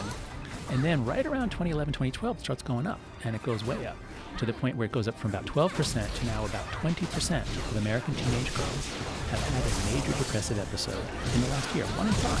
So this is huge. Okay, next slide. Now let's look just at college students. So this is more selective. These are kids who've made it into college. And what we see is that in 2010 and 2012, when college students were all millennials, the rates were pretty low. This is, do you have a psychological disorder? And they didn't specify. They said, such as depression. And so we see about 2 to 3% of the boys, college men, and about 5% of 5 to 6% of college women say yes to that question. That's when it was millennials. But beginning in 2013, Gen Z begins arriving. That's kids born in 1995. Gen Z begins arriving. And so by 2016, colleges are almost all Gen Z. And the rates shoot up, way up. Yeah, we're looking at these charts right now, and folks who are just listening, it's like like a jump ramp for a BMX racer. I mean, it really is crazy for women. Out of nowhere. And it hits at 2012. It goes on a very sharp upward angle. It goes from less than 6% to almost 15% in the space of 4 years. That's crazy. It's crazy.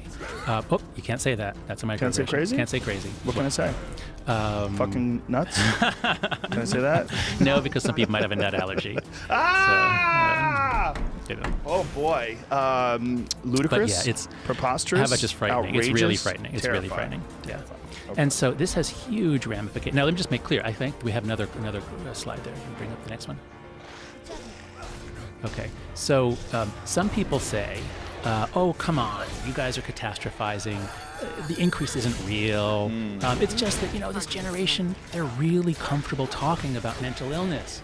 And so the fact that they say they're depressed just means they're comfortable. It doesn't mean that there's an epidemic. Okay. I've heard this argument, that it's just an argument of recognition rather than of... Perfectly reasonable. That's right. Diagnostic criteria change. Perfectly reasonable argument. Is it true? Well, let's look at behavior.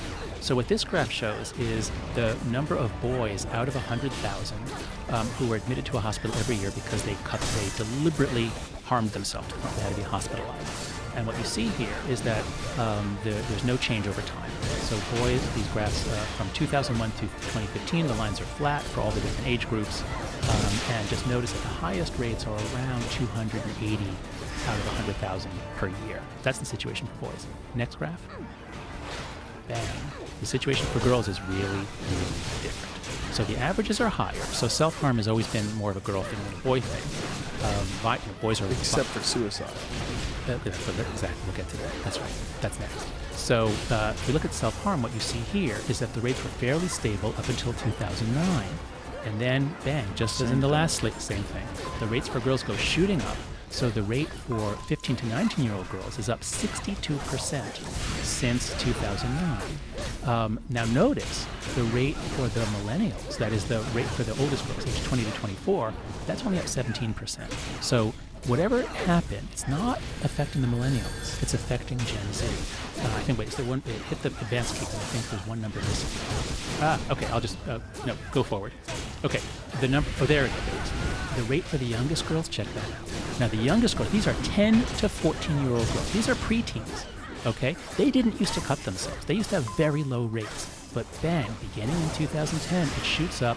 It's up 189%. It has nearly tripled in the last 5 or 6 years. What's the problem? We don't know for sure, but the reason why, so because of the huge sex difference, the leading candidate and the timing, look at that timing, is social media.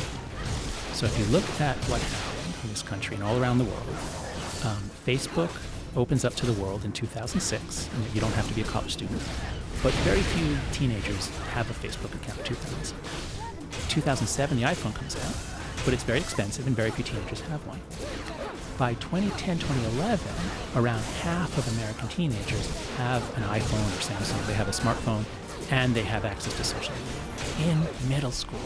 Because even though for Facebook and Instagram, I think the minimum age is and was 13, you know, I mean, my son is 12, a lot of his friends have Instagram, you just lie. So middle school kids are now getting on social media. By 2010, 2011, you've got a lot of it. And that's what I think is the main cause of this, because social media does not really affect boys very much, but man, does it affect girls. Why is that? So if you look at, so a couple of reasons. First, look at the nature of aggression within the sex. Boys, bullying is physical. Okay, boys are physically dominating, and then the risk is that they're going to get punched. Okay, so you give everybody an iPhone. What do they do with it? Games and porn. They don't use it to hurt each other. Boys, you're saying? Boys, that's right. It doesn't affect their bullying. But girls' aggression, girls are actually as aggressive as boys. There's research from the 80s and 90s on this. If you include relational aggression, girls don't bully each other by threatening to punch each other in the face. Girls bully each other by damaging the other girl's social relationships. Spreading rumors, spreading lies, spreading the doctored photographs, saying bad things, excluding them. It's relational aggression. And so it's always been really hard to be a middle school student.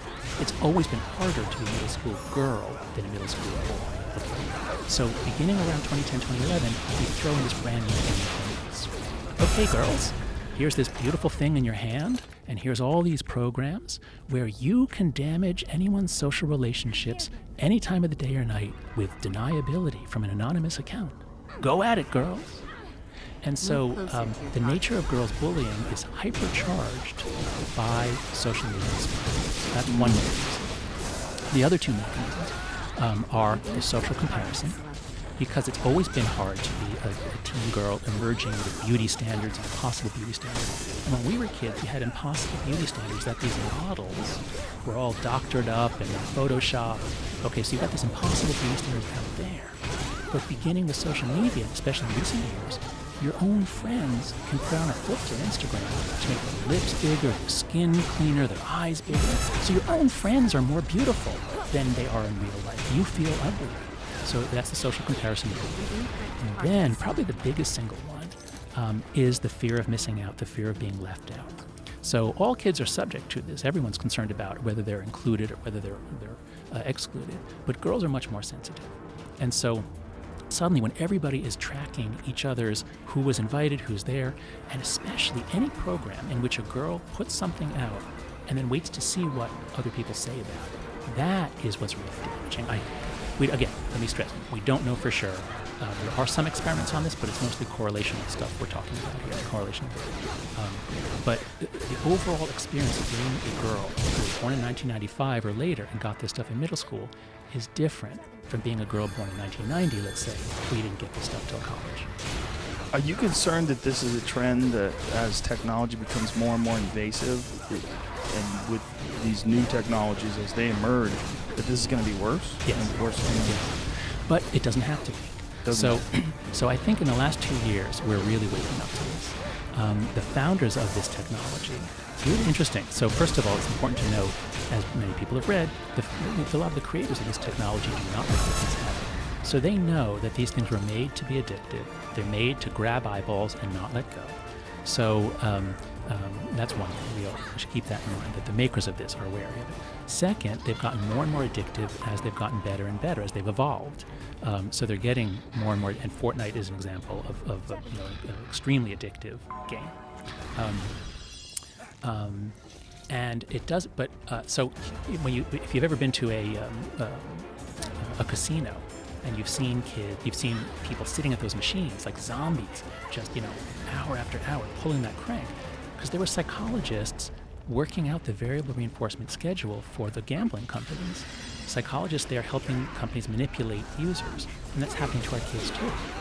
They're manipulated to stay on the device.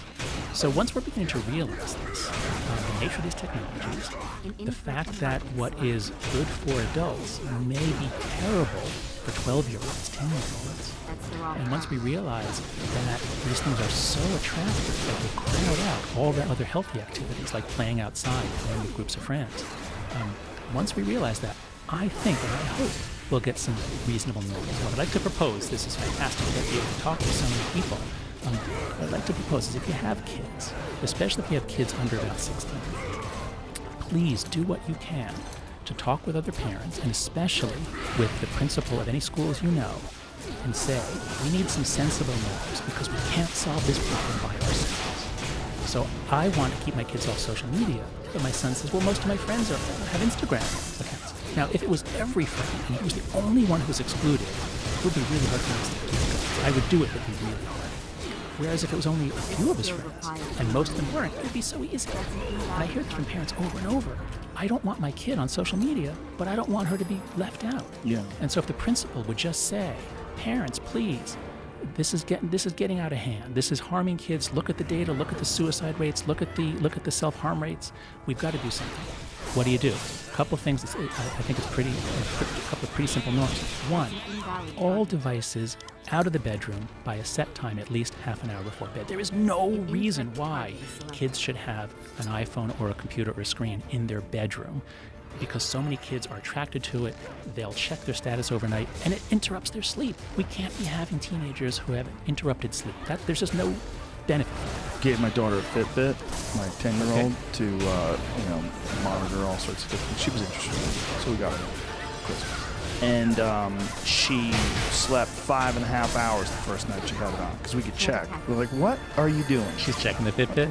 What's going on here? I'm like, this is not good. Like, you can't wear this now. And she's like trying to make all these arguments to keep it. I'm like, listen.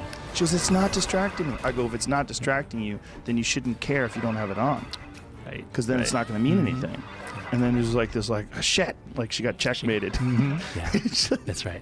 No, because these things are so attractive. Addictive. Yeah. I had one of those goddamn watches, those Apple watches. I had it on for one day. And while I was doing the podcast, it kept vibrating. I'm like, oh my God, I'm getting text messages on my wrist. So right, and your brain is all developed. Yeah, you're an adult. Well, okay, sketchy. All right. Okay, but imagine if you're a 10 or 11-year-old kid. Oh, I've seen it. Yeah. And you put something out there, and you want to know, did Bill like it yet? Yes. Why did Mary like Bill's but not like? Yeah. So that's rule number one. You've got to get devices out of the bed. Yeah. Give them an old-fashioned alarm. Let them wake up and look at one. 2, no social media till high school. There is no reason why kids in middle school or elementary school should have Instagram, Facebook, Snapchat, any of those. I agree. They can text each other. Like when we were kids, you'd call each other on the phone. That's fine. They can text each other. But there should be no social media till high school, because it's a social dilemma that we can't solve alone. We can only solve it if there's an agreement among parents and guidance from the principal. Please, parents, don't give your kid an Instagram. My only concern is that they're not going to learn how to mitigate it, or how to navigate it, rather, if we say nothing till high school, and then when they get into high school, then they're confronted with it. I would like them to have some skills, or at least some understanding of what's going on. Now, wait a second. So I'm not saying don't let them have access to these machines. I'm not saying don't let them. No, I know exactly what you're saying. You're saying don't allow them to have social media. Yeah. And how about this? The bullying that takes place in middle school is primitive and destructive, and the bullying that takes place in late high school is a lot less and is not the Really? same way. Why do you think that is? Well, middle school kids are just coming into this. There's some research. So Jean Twenge has a book called iGen, and she has some data in there that suggests that when you get social media in college, it doesn't seem to harm you, but when you got it in your preteen years, it does. And she thinks that it's in part the nature of the bullying as such. So, sure, we want them to know how to deal with this, but, they can learn it pretty quickly when they're 15. It's not like they need a running start from 11 to 15. Right. So I just see no good whatsoever coming from social media in middle school, and I see a lot of harm. If you want look, I go around the country, I talk about this, almost the rule is when someone says, oh, well, my daughter's in high school, and she's had it, and I say, how's she doing? Does she have anxiety problems? The answer is almost always yes. And if it's not her, then her friends are all suffering from anxiety. Yeah. So I think we have to weigh costs and benefits. A few years ago, we didn't know for sure about the costs. Yeah, no, you're making total sense. I'm purely playing devil's advocate, and I'm on the same page with you. My kids don't have phones, and my 10-year-old, it's shocking how many girls in her class have phones, and Facebook accounts, and Instagram accounts. And I'll say it right now, her friends are at higher risk than she is of having an anxiety disorder, of being hospitalized because they're going to cut themselves, and ultimately of suicide. Yeah, it's so common, and it's most of the kids in school now. And when they get older than 10, the number increases. Like, parents hold out for as long as they can, but as they get older, and the kids want phones, man. Everybody wants a phone. That's right. So let me put in a plug. So I gave my son, so I'm saying two contradictory things. One is I'm saying we got to let our kids out, got to start letting them out at least by age 8, at least to go with their friends to playground, stores. We got to start doing this. And at the same time, I'm saying that the technology has some negative effects. Okay. If you're going to send your kid out, I totally get what you were saying about the panic. Like the first time that we let our son out in the park, and then he didn't come home right when he said, and it was real panic. In part, so two things. One is we have to get used to that because he always does come home. But secondly, I didn't realize this when I gave him an iPhone, my old iPhone. There's a great little product. I don't know if Verizon. No, they don't make it. I think LG makes it, but it's a gizmo or a gizmo gadget. And so it's a watch. It's a big clunky thing, but my daughter loves wearing it because it's kind of like a James Bond, Dick Tracy thing. It's a watch. You press a button, you turn it on. You can call 3 phone numbers. That's it. 3 phone numbers. So she can call, and so now I can send her out to get bagels on Sunday morning. She walks about 6 blocks in New York City. It's incredibly safe. How old is she? She is 9. So yeah. So and she is a much more independent, confident girl because of it, and she is proud of this. Right. That she is a free-range kid. She can walk around our neighborhood. I mean, we live in Greenwich Village. It's incredibly safe. So she can go get bagels, and she has no sense of direction. So a couple of times when she's been out doing an errand, she gets lost. She just presses a button. Daddy, I don't know where I am. And, she's calm, right. And we talk it through, and I can track her. That's the reassurance. I can see on a screen roughly where she is. So I can say, what do you see? And I say, come back this way. And she always knows. If she gets in trouble, just walk home and start again. Yeah. Oof. What are you thinking, Jim? What's that facial expression for? Nothing. It's just children wandering around on their own. Yeah, as always happened. Yeah. And as they have to do at some point. I know, but look at how you're even reacting to this. What? You're beaming up, and you're adding emotion to your voice, and you're smiling. So everything's going to be fine. You're doing this in a sort of, you're not just reassuring, you're selling it. You're right. I am selling it. Yeah. Because we as a society bought into a set of beliefs that are based on falsehoods. The risk to our kids is minuscule. Someone calculated at present rates of abduction by strangers, if you put your kid in a car and go into a store and you leave the windows open, your kid's sitting there in the parking lot, you'd have to stay in that store for 700,000 years before your kid is likely to be abducted. Well, doesn't that depend on what neighborhood you live in? I suppose so. Yeah. But still, the point is that there's hardly any actual abduction. And so actually, this brings up a really important point I'd like to say. One of the sticking points here is that we're afraid to let our kids out because bad things can happen to us as well as to the kids. Sure. And so I would hope that would be the least of your concerns. I hope your number one concern would be your children's safety.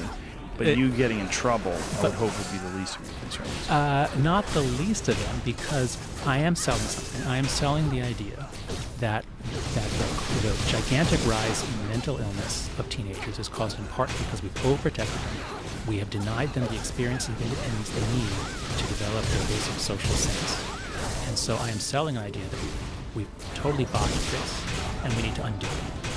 And a big piece of that is we need to be removed from the fear of legal prosecution. Wrong target. And so Utah, the state of Utah, passed a year ago, they passed the first free-range kids bill, which says, it puts into state law, it says, I forget what the exact terms, but the gist of it is, a parent cannot be considered to be negligent just by having the kids be unsupervised. So if you send your kids out to the park, you have to use judgment. Obviously, if there's a pattern of neglect, that's a totally different story. Right. But the mere fact, as you just said, the story about, well, I'm teaching my kids to go outside. I know that they're outside. I told them to go outside. You can't be arrested for that. And until we have legal protections, it's going to be very hard for anyone to do it because Your target. the risk is you could be drawn into months and months of supervision. Your kids can actually be taken away from you if you give them independence in some parts of the country. It's interesting that Utah would be so progressive about that. Yeah, I don't know the history behind it. It's such a safe place. It's one of the reasons why. I That think. could be. That could Yeah. be. So a big part of this is we don't trust each other anymore. Right. If you don't trust your neighbors, then you're not going to let them out. You're not going to let your kids out. One of the things that you talk about in your book about happiness, which is really interesting, is cognitive therapy, Prozac, and meditation. Those three factors being enormous aids in acquiring a certain amount of happiness. I've found it very refreshing that you also added in Prozac, you added in SSRIs, because there's a lot of people that seem to take this approach with antidepressants in particular, that they're overprescribed, which I think they probably are, and that they do more harm than good, which is debatable. But the fact that they do good, I have had two close friends that were in really bad places, and they got on an SSRI, and it cleaned them up. And they eventually weaned themselves off of it and now very productive and very happy. But they were in a place in their life where they, like my friend Ari put it best, he's like, my brain was broken. And he goes, I needed to fix it. And I fixed it. And then once it was fixed, I realized it was fixed. And then I weaned myself off. That's right. Yeah, so in chapter 2 of the happiness hypothesis, so the book is based on 10 ancient ideas. And one of the ancient ideas is the world is what we deem. The world is what we deem it. With our perceptions we make of the world. The world is not an objective thing. We don't react to the world as an objective fact. We react to it through filters. And one of the major personality traits is sort of positivity, negativity, or overall happiness. Yeah. Some people look at the world, they see threats. Other people look at the world, they see opportunities. And if you take a bunch of kids, 5, 6-year-old kids, and you put some weird toy in front of it that makes noise, some of the kids are going to go towards it and say, oh, what's that? Some are going to move away, like, oh, this could be threatening. And from that behavior, you can predict, not with a lot of accuracy, but you can do better than chance, who's going to go to the high school prom, who is going to be successful in any sort of social endeavors, because some people's brains are set to fear and avoidance. When your brain is set to see more threats, you have a bias towards interpreting things negatively. And if the world is incredibly dangerous, well, that might be adaptive.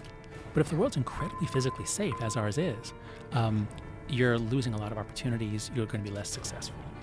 And so the point of that chapter was there are ways you can change your filter. Even though this is highly heritable, identical twins reared apart tend to be pretty similar on these traits, but you can change your filters. And so that chapter 2 of the happiness hypothesis shows the 3 main ways of changing your filter. So it was meditation, cognitive therapy, and SSRI. And all 3 work. There's a lot of evidence for all 3. Meditation has only good effects. It's wonderful, but it's hard. That is, I've assigned it to my classes, and most undergraduates, if they do it for a few weeks, most of them stop. A few continue. Cognitive therapy is easier. When I've assigned students to do it, most have success. I have a real hard time with that phrase, it's hard, that meditation's hard. I really do. I don't think it's hard. You find it easy to sit for 20 minutes? It's not easy, but it's not hard. Coal mining's hard. Okay. You know what I mean? Doing something you hate is hard. Yeah. This is just complicated. I don't think it's hard. You're right. Let me use a different word. Meditation is such that the non-compliance rate ends up being quite high. Well, there's a massive.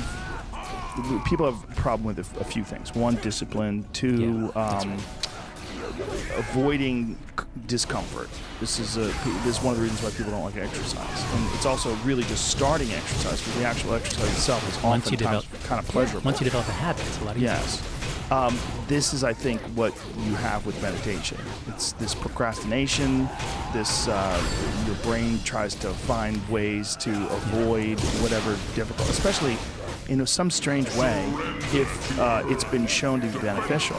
Things that have been shown to be beneficial, your brain wants to avoid. I do not know why that is, but things you get. I have a theory that, especially when you're growing up, that you associate work with schoolwork, jobs. So anytime you have these thoughts in your head, you're like, oh, it's that thing. It's one of those things that I don't want to do. I want to go play video games. I want to play Fortnite. Why do I have to do the work? But doing the work, really, it's just a matter of how you interface with it, how you view it. And it's many, many years of conditioning that this is mundane, dreary, boring horseshit when you could be out playing. You could be out doing fun stuff. No, that's right. There's a great little scene in The Simpsons where Bart is on a video game and he's shooting down state capitals. And he's shooting, like something appears like, oh, there's Helena, there's, Springfield. And then at a certain point he says, wait, I'm learning. And he throws it down like, to hell with that. Yes, exactly. Yeah, so that's your thesis. Yeah. It's really what it is. I mean, it's kind of amazing that we have done such a shitty job teaching kids that we make school out to be this dreary thing that they have like a deep avoidance. Yeah. Well, that's right, and this is Peter Gray's point. Peter Gray, this wonderful developmental psychologist at Boston College, who thinks that schools are not designed with kids learning in mind. Kids learn best from interacting with the world, from experience. We get feedback. And so we make learning painful. Yeah. And so, an example would be, like, how do you learn to climb a tree? When we were kids, you climb a tree, and you know that feeling when you go out on a branch, at a certain point, you just get the sense that it's about to crack, yes. and you pull back. Okay. Now, imagine that you had 100 kids who learn how to climb trees by climbing trees. Take another 100 kids, you give a tree climbing class, and they never learn to climb a tree. Okay. But you bring in the world's best experts on tree climbing, and they teach these kids how to climb trees. And then you put them all out and you give them trees to climb. In general, I would put my money on the kids who actually learned from experience. Oh, for sure. And so, the general principle, again, is that, here, I'll bring up one other idea from happiness. I find it really helpful to think of the mind as being divided into parts, like a rider on an elephant. And the rider is our conscious reasoning. It's the little guy up on top who has language, and it's what we're aware of. But the elephant is the other 99% of our minds. And that's almost all automatic processes. It's intuitions, it's emotions, it's habits, phobias, all sorts of things. And so child development can't be just training the rider for 18 years. Wisdom, knowledge, skill, competence, those have to involve training the elephant. And when the two work together, then you get the best results. And I think what we've done in America especially is we've said, we want our kids to be really good in math. So we're going to teach them math earlier. Let's give them math in kindergarten. But there's no evidence that helps. There's no evidence that teaching academic skills earlier will make them advance to a higher level at the end. What they most need when they're young is to play. And we've taken that away from them. We've given them too many after-school lessons and too much supervision of their play. Yeah, it's the saddest thing in the world is when my kids come home and they're really frustrated because they have homework.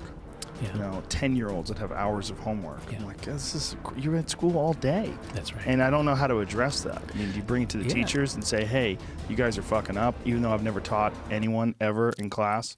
I'm telling you, you're doing it wrong. Yeah. So, it's a case where you certainly need the research. And the research, we cover some of the research in chapters 8 and 9 of the Coddling of the American Mind. And as far as we can tell, the research seems to show that there are essentially no benefits to doing homework in kindergarten and first grade. Maybe a little bit of they learn to organize their time, but barely any. By 5th or 6th grade, there's more evidence that homework is Do you have beneficial. business But in with between me? there, it really isn't clear. What's really clear is that free play is beneficial. So it's hard for you as just one parent to say, hey, don't do this. But I think as part of a larger program to say, our kids are being messed up. Look at these graphs, look at the rates of anxiety and depression. And, when I talk about the book all around. People now come up to me and they'll say, like, I'm a guitar teacher. I've been teaching guitar for 20 years. And suddenly, have like just in the last business few with years, me? I give them negative feedback and they crack. So everyone's beginning to notice that our kids are frail and nobody wants this. And so I think we're going to find people more open to changing what we're doing. Boy, I hope so. It's also You have business with me? it's got to be so incredibly difficult to cater a lesson where you have 30 or 40 kids in the classroom with varying abilities and varying interests, and you're sort of catering a lesson where you're trying to excite them about astronomy or whatever it is you're teaching, and get it through into their heads and make it seem fun and still teach them. Yeah, and then still set them up to have a certain amount of discipline. If you're going to enter into the workforce, you're going to have to do things you don't necessarily want to do while you're doing them. That's right. And now you add to that the decline of authority of teachers and principals, and you add to that the sense of empowerment that parents have to fine-tune or control and be involved. There are stories now about parents who come to the lunchroom because they want to see their kid at lunch. Where principals and teachers, where once if the principal or if the teacher gives a bad grade, the parents would assume that it was deserved. I think there's more of a tendency. Do you in have this business in the with decade me? or two, of parents who are very competitive or concerned about getting their kid into college to complain. So if you have I don't know how general these trends are. I don't want to overestimate this. But if you have a general decline of authority of teachers and principals, now they have less leeway to give negative experiences. So if someone fails to turn in a paper because they were responsible, and you say, sorry, F. Yeah. That could be a good learning experience. Right. It But could be, but it could would be. be You have devastating for business their with me? GPA. But That's right. That's So probably a good thing, though, That's for them to understand the consequences, right? Exactly. What about teaching So long. children how to think? And why is that not Yeah. a massive part of the curriculum? Because I think that's something that I really had to learn on my own. And I think it's one of the most valuable have things that I business ever with me? learned. But as I got older, I always thought, why didn't I learn this in school? Okay, a couple of reasons. So when in the 1980s, there was a huge emphasis on teaching critical thinking. And we don't hear about that anymore because nobody found a way to do it. So it's not that easy. One of the things I cover in the Righteous Mind is we're all designed for confirmation bias. We're all really good at confirming what we already believe. And so it's very hard to train anyone to disconfirm their own hypotheses. What we really need to think better is the right system, the right community. We actually need critics. So actually, here I brought you a copy of a little book that I co-produced. All right. So this is John Stuart Mill wrote one of the most important books in the Western tradition, On Liberty. Chapter 2 of On Liberty is the best set of arguments ever made for free speech, for why it is that we need to let people talk and challenge and criticize. Even if we think they're wrong, we get smarter from having to rebut them, whereas if we shut them down, if we have blasphemy laws, we get dumber because we Yes. never actually face tests of what we believe. So this set of arguments in Chapter 2 of On Liberty is timeless. I mean, Mill anticipated every argument that we hear now about why we need to shut that person down and not let that person talk. And so I thought, wow, we need to get this book back out because college students don't read this anymore.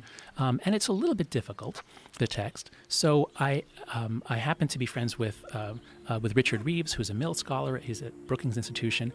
And he said, Jonathan, I love what you're doing at Heterodox Academy. If I can be of help, let me know. So I said, well, actually, Richard, would you co-edit this edition of Mill's second chapter? And he said, yes, I'd love to. So he made the selections. We worked together to reduce it. It's only 7,000 words, so it's easy to read. And then this wonderful artist, Dave Cicerelli, stopped by my office. He said, I love what you're doing at Heterodox Academy. If I can be of help, let me know. And I said, well, actually, could you read this text, find Mill's metaphors, because Mill uses a lot of wonderful metaphors, and illustrate them. And so if you just pass it over, which is that camera? Okay. So what Dave did was he took Mill's metaphors And here, so, and we've got these like amazing, graphic cartoon type images of the dynamics of what happens when we shame people. Because Mill was not concerned about government censorship. That wasn't a big deal in London in 1859. It was social censorship, just as it is today. So, so Cicerelli made these beautiful illustrations of Mill's point. And so we think that this book, if this book was assigned in every high school for seniors or every incoming freshman class, we think that people would think a lot better. So you want to know how to do critical thinking? Read this book, and then seek out your opponents, seek out your critics, seek out the people who can do for you what you can't do for yourself, which is challenge your ideas. Are you concerned with this, the trend that we're seeing now with social media I get removing blatant racism and sexism and certain really awful types of behavior from certain social media sites. But at a certain point in time, it becomes an ideological battle, and people that lean one way or another want that other side to be silenced.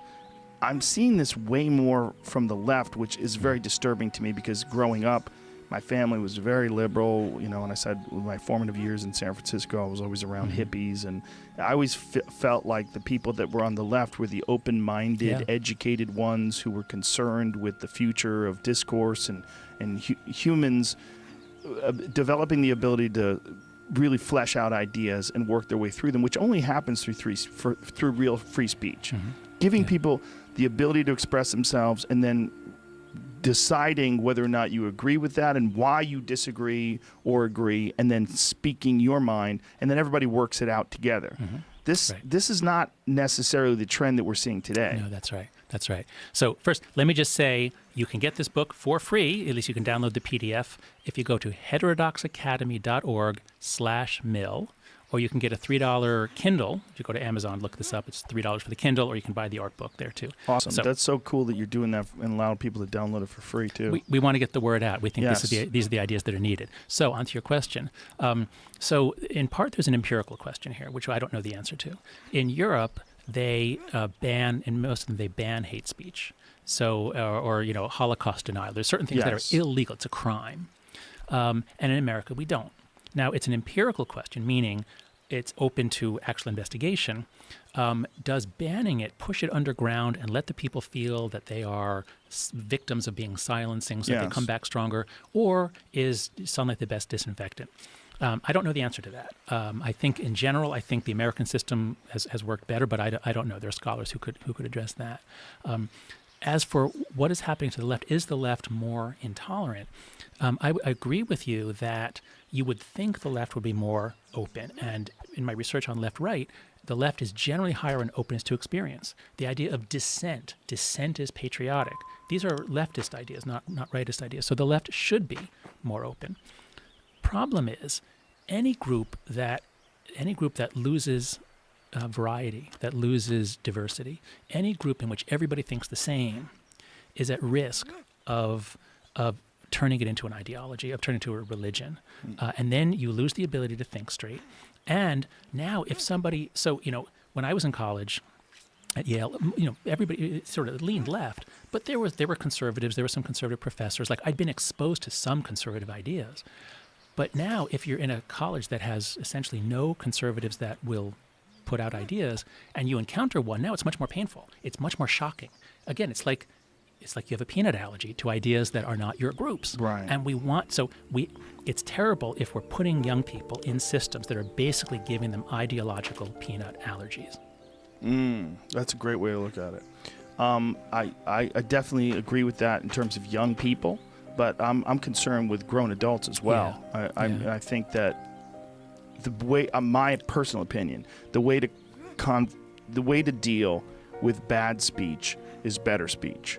Or the way to deal with shitty ideas is to make those ideas look shitty through debate.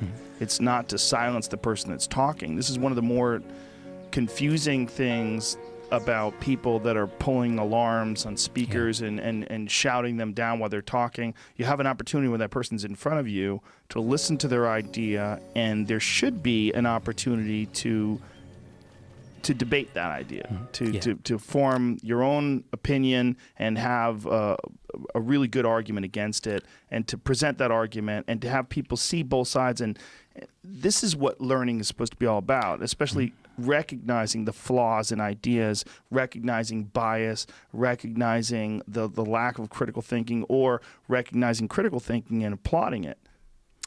I will agree with you depending on the context. What I mean is, if you have a group of people interacting with certain norms or laws that ban intimidation and violence, that make people have some accountability for how the style that they use to argue. So Sure. that if you lie, if you Yes. threaten, your reputation, something bad will come back to you. Yes, and So banning intimidation and violence are probably the most important That's things, right. Those are.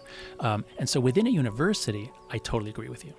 Now, if you look at the country as a whole or the internet as a whole, and you have a culture war going on, or you have a sense of us versus them, Yes. and you have all kinds of bad actors, like the Russians discovered, before then there was the fake news people who discovered they make fake articles and on the left and the right, and it just turned out that actually the right would click on them more, so they went that way. If there are people who are gaming the system, then your idea, which is Mill's idea, I think there are conditions in which it wouldn't work. I'm not sure about that, but I think there are conditions in which that logic would not work. And so one thing that I'm very concerned about, I don't see why it is that we can ever let people start an account where there's no verification of who they are. I'm not saying you can't have anonymous accounts. Like, I understand there are reasons why you'd want to be able to post without your real name. That's fine. Right. But if you make a death threat, or what happens a lot is, like, there's research showing if you post something as a woman versus a man, as a woman you're going to get a lot more rape threats and things like that. If you post as a black person or a white person, you get a lot more racist stuff. So at least the platforms should always know that you're a person and that your account can be shut down if you talk this way. Because I think that there are so many people saying such nasty stuff that it feeds back and changes people's willingness to speak up. Right. My concern is not necessarily free speech per se, it's free speech as a means to an end. And that end is that we as individuals are kind of stupid, and we only get smart if you put us together in the right way where we can challenge each other. That's what universities should do. And when we have a call-out culture, we're walking on eggshells, we can no longer do that. And in the marketplace of ideas, I think it's really interesting to see those two things play out. The benefit of being anonymous, that you could talk about things without fear of retribution, you could talk about things without fear of losing your job, and controversial ideas, especially in this day and age, that might not really be that controversial to you, or at least arguable to you, but you could get shamed for it. People could take your words out of context, and you could get in real trouble. So there's a benefit of anonymity. But on the other hand, when you're looking at slurs, attacks, threats, stalking, all that stuff, it would be nice if we knew who is behind all this. Yeah. Absolutely. Yeah. So that's a case where, while I don't think it's a pendulum, I do think that there will be some technological solutions and maybe some social norms so that people who critique in a certain way, where it's slurs and it's guilt by association, those people will in some sense lose points, lose credibility, be downgraded. My big word for 2019 is nuance. That most things are complicated, at least the things we're talking about are complicated. Yeah. And anybody who can say, I think you're right about X but wrong about Y, like that should be 100 bonus points. Yes. Like that is one of the essential skills of sincerely engaging with people. And anybody who uses guilt by association loses 100 points. So like one thing I'm finding, because I'm a centrist, I only vote for Democrats. I've never voted for Republican, but I consider myself philosophically to be a centrist. And so now people will say that I'm alt-right adjacent. That's my favorite one. The adjacency? That's a wonderful one. I get that one because I've had people on the podcast that are right-wingers. Yeah. So what you should say to them, or they say on social media, is anybody who makes an adjacency argument is McCarthy adjacent. That is, I'm sorry, let me say it again. If you're making a guilt by association argument, if you say an adjacency argument, that's guilt by association. Anybody who does guilt by association is like McCarthy. Therefore, they're McCarthy adjacent. Yeah, well, I wish I said that clearer. But it is a good argument. That's a good definition of what you're saying.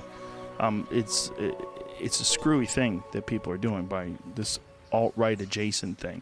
Well, and someone wrote a whole chart of like people interacting with people and connecting these people because they've had communication with these people, and so that somehow or another these things are all related. Like, boy, that's a squirrely argument. No, but actually, this is the way the human mind works. Right. What we have to see is that we evolved to do this kind of religion with witchcraft beliefs and voodoo. Yes. There's all these patterns that recur all around the world. And the miracle is that there have been societies such as ours that develop norms of science, norms of discourse, norms of civility, norms of toleration and free speech. We're the exceptions, and it's precious, and it's easily lost, I fear. Do you think that it's also the newfound ability to communicate that we're experiencing because the internet leads us to a lot of this sort of sloppy arguing and categorizing of humans and ideas, that it's just we're just not used to these tools yet? Yes, but it's not. So I approach this as a social psychologist. So most of the commentary about this comes from cognitive psychologists or people who talk about the information bubbles, the filter bubbles, as though, I have my ideas in my head, and if I'm exposed only to ideas from here, then I'm going to have an incorrect balance of ideas. So to look at the information flow. Obviously, these tools have vastly changed the information flow, mostly for the better. Yeah. We can Google anything at any time, so mostly for the better. But we have this problem of unbalanced, like, you eat only sugar or something, so you have an unbalanced diet. Okay, fine, those are problems. I'm a social psychologist. I think the social dynamics problems are vastly bigger, vastly more dangerous. And they are that if whatever I say, or whether I will agree with you, or whether I'll even press the like button, I'm thinking, what's going to happen to me? Who's going to nail me for it? And there are people who go through my Twitter feed and they look at what I liked months or years ago, and they'll say, well, he liked this or he followed this. Yeah, I follow people on the alt-right and the far left and communists and I study this stuff. Yeah. But the idea that you could be somehow blamed for having some connection, this is what normal human beings do, this guilt by association. And we have to rise above it. We have to call it out when we see it, as it were, and realize, what? We all need critics. We all need to engage with a variety of viewpoints. That's what John Stuart Mill said. That's what common sense will tell you. And if we have institutions that don't expose students to a variety of viewpoints, it's possible that they are making them less wise when they graduate than they were when they arrived. Well, listen, Jonathan, we just cranked through 2 hours, and I want to thank you for illuminating these ideas and for your great books, and thank you for coming on the podcast. Oh, what a pleasure. It's been great fun talking to you. Anytime you want to do it again, just let me know. Let's do it again. Thank you. I'd love to. Thank you so much.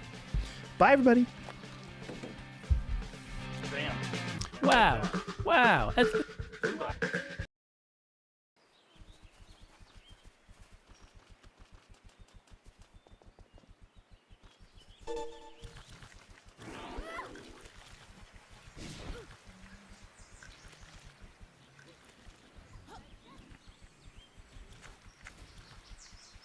And we're live. Hello, Michael Sherman. Hello, Joe Rogan. I'm doing well, thank you. Good to see you with your pile of your writing. Look what you got there. You got the Moral Arc, Heavens on Earth. Look at you. Skeptic Magazine. That's the latest issue. Why is there something rather than nothing? We like to tackle the little questions. That's a deep one. You've dealt with this on the show. Yeah, too much. It's that's one that just, when you're in traffic and you go, what is this? And you have someone like Neil or Sean Carroll or Lawrence Krauss talking about this. It's like, whoa. Yeah. I mean, I'm not a physicist. I'm a social scientist. So for me, I come at it like, what do you mean by this word nothing? Because most of us have this idea of what it means. Oh, no. In physics, it means this other thing. Like, okay. Yeah. Well, I think our limited understanding of what they're talking about, like, when I see those guys writing down on legal papers with all that scratchety, crazy-looking fake alien language, mathematics, like, thank God you guys are out there. Well, I opened Heavens on Earth with imagine yourself dead. And, most people go, well, I see myself in the casket and my friends and family are around and hopefully they're mourning. No, you wouldn't see anything. Of course, you're dead. I mean, to imagine anything, you have to be conscious and alive. So you can't even picture being dead. So you can't picture not existing. And it would be the same thing. Imagine there's no universe. Yeah. Okay, I see blackness. No, there's no blackness. I mean, nothing would literally be not just no light, but no perception of darkness. nothing, not even nothing. I was going through Instagram the other day, and there was this one person who was talking about the purpose of life and when you die, what's going to happen. And I immediately just started laughing. I'm like, you don't know. Business with me? How are you saying this? Like, when you die, what happens? And he was like one of them spiritual type characters, is just kind of a huckster.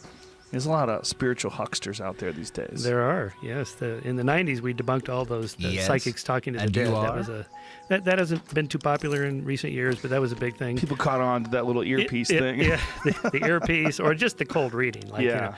I see a father figure. Is this a grandfather, father, uncle, friend of the family? You can. Yeah. And he's saying something about it's okay for you to forgive yourself. Oh, okay. How about where was the will? Yeah. He hid his will somewhere. Where is that? Because that's what we want to know. Is that ring he had? Where is that? If you're just vague enough, I mean, like horoscopes, if you're just vague enough, people are like, oh my God, it's right all the time. It's always right. Like, Right. that's not even a real horoscope. If you really want to pay attention to actual astrology, they have to know the date you were born, the time you were born. It's Right. not just the month of August. Right. It's like they got to nail They want to it know down. morning or evening. Yeah. Or, What do you think about all that stuff? It's all bunk. Is it? Yeah. Why has it been around so long?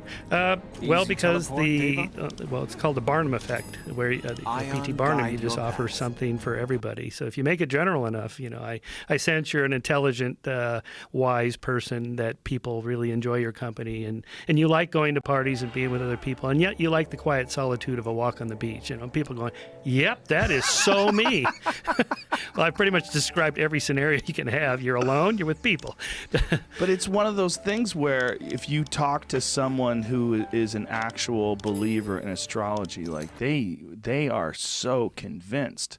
I got a friend of mine who's trying to tell me that he makes all of his decisions based on consulting with his astrologer. Well, Nancy Reagan did Yeah. that for his travel after he was shot. She got real paranoid about that. Well, so part of the problem is these astrologers and psychics are themselves remembering their hits and forgetting their misses, the confirmation bias. Yeah. So I knew a psychic or a magician who was working the Psychic Friends Network. Back in the 90s, when it's hard to make a living as a magician doing kids' parties. They all want to have their own Vegas show, but only a few people get that. So you got to do something on the side. So this guy was doing Psychic Friends Network, and he told me all about it. They gave him a book, a 3-ring binder. Here's the kinds of things you should say. And, people are calling for love, health, money, career questions. So you can spend 20, 30 minutes at $3.95 a minute just going through there. I sense you're in a relationship right now, and one of you is more committed than the other. Tell me about that. 10 minutes later, they're still talking, and you're thinking about travel. You're not happy with your job. There's some financial stress in your life right now. And then he told me about stuff like, now go get a crystal and then a candle, and I want you to set it up here on your desk. And this would go on for hours. And they charge by the hour. And they charge by right? the hour. So one of the problems that Psychic Friend Networks had was people were not paying their phone bills because they, come back on $800 phone bill or whatever. So they right. would just not pay it. So the phone companies cracked down on the Psychic Friends Network company, going, "Hey, this is getting out of hand. People aren't paying their bills." So they had to ratchet it back a little bit. Oh, that's right. They would do it through the phone. That's interesting. They wouldn't get a credit card from you. They would just stay on the line with you. Right. So he told me that when he first started, he got like 60 cents on the minute for the $3.95 of that per minute. But then they bumped it up as he got more experience and kept him on the line longer. They gave him bonuses. Now you get $1 per minute or whatever. How is that not illegal? I mean, he's not even a psychic. Shouldn't you have to, if you Yeah. want to be a doctor, you have to go and you got to, go to medical school. You got to get a degree. It shouldn't. There's an interesting history there because in New York City, for example, it was difficult to outlaw like the 3-card Monte guys on the sidewalk with the cardboard because it's just kind of a game. Right. Now it would be illegal to sell fraudulent stocks or something like that, or sell a product that's advertised as a health product when it's not. But if, say, in that case, it's under food rather than drugs, or say health products like vitamins are under different standards than, say, medical drugs. A psychic is more like an entertainer.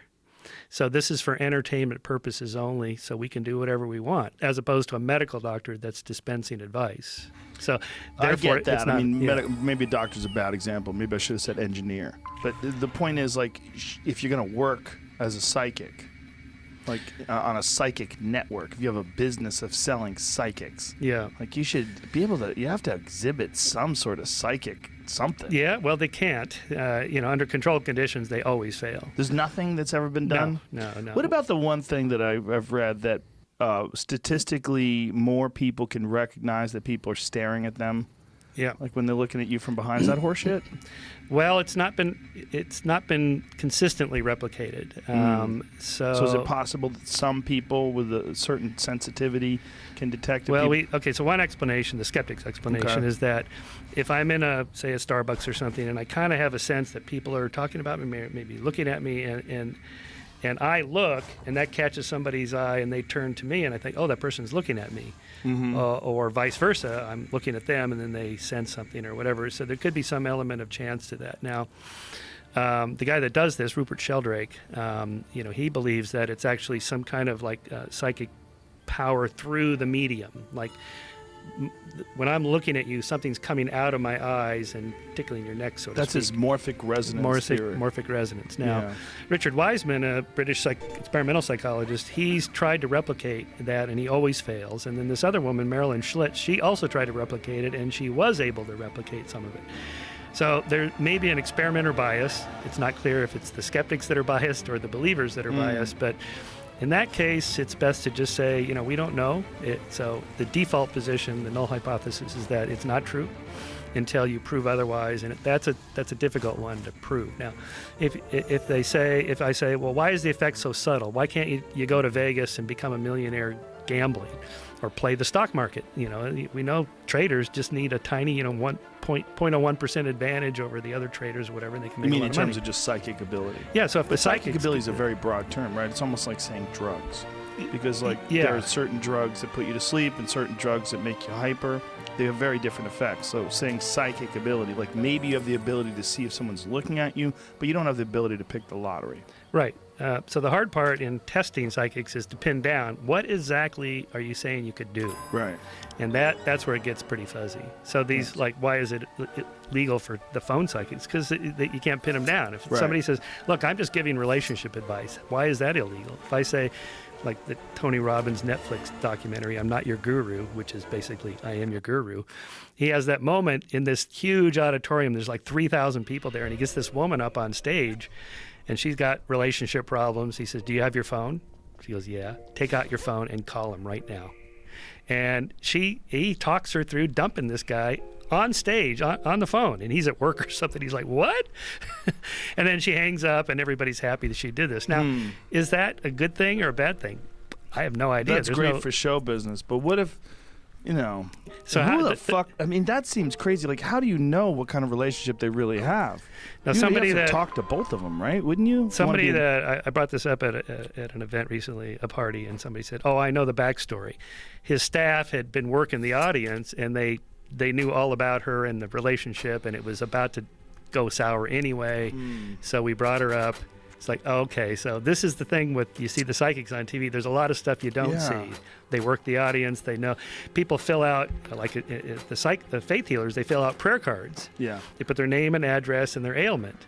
And then, the faith healers have a little earbud in there, and they're listening to the person in the back reading. Okay, here's the person, they have, glaucoma or whatever, and you hear them calling this out. So there's a lot of that we don't see. But Anthony Robbins is not claiming any kind of psychic ability. He's No, just that's right. trying to provide positive paths for improving your life.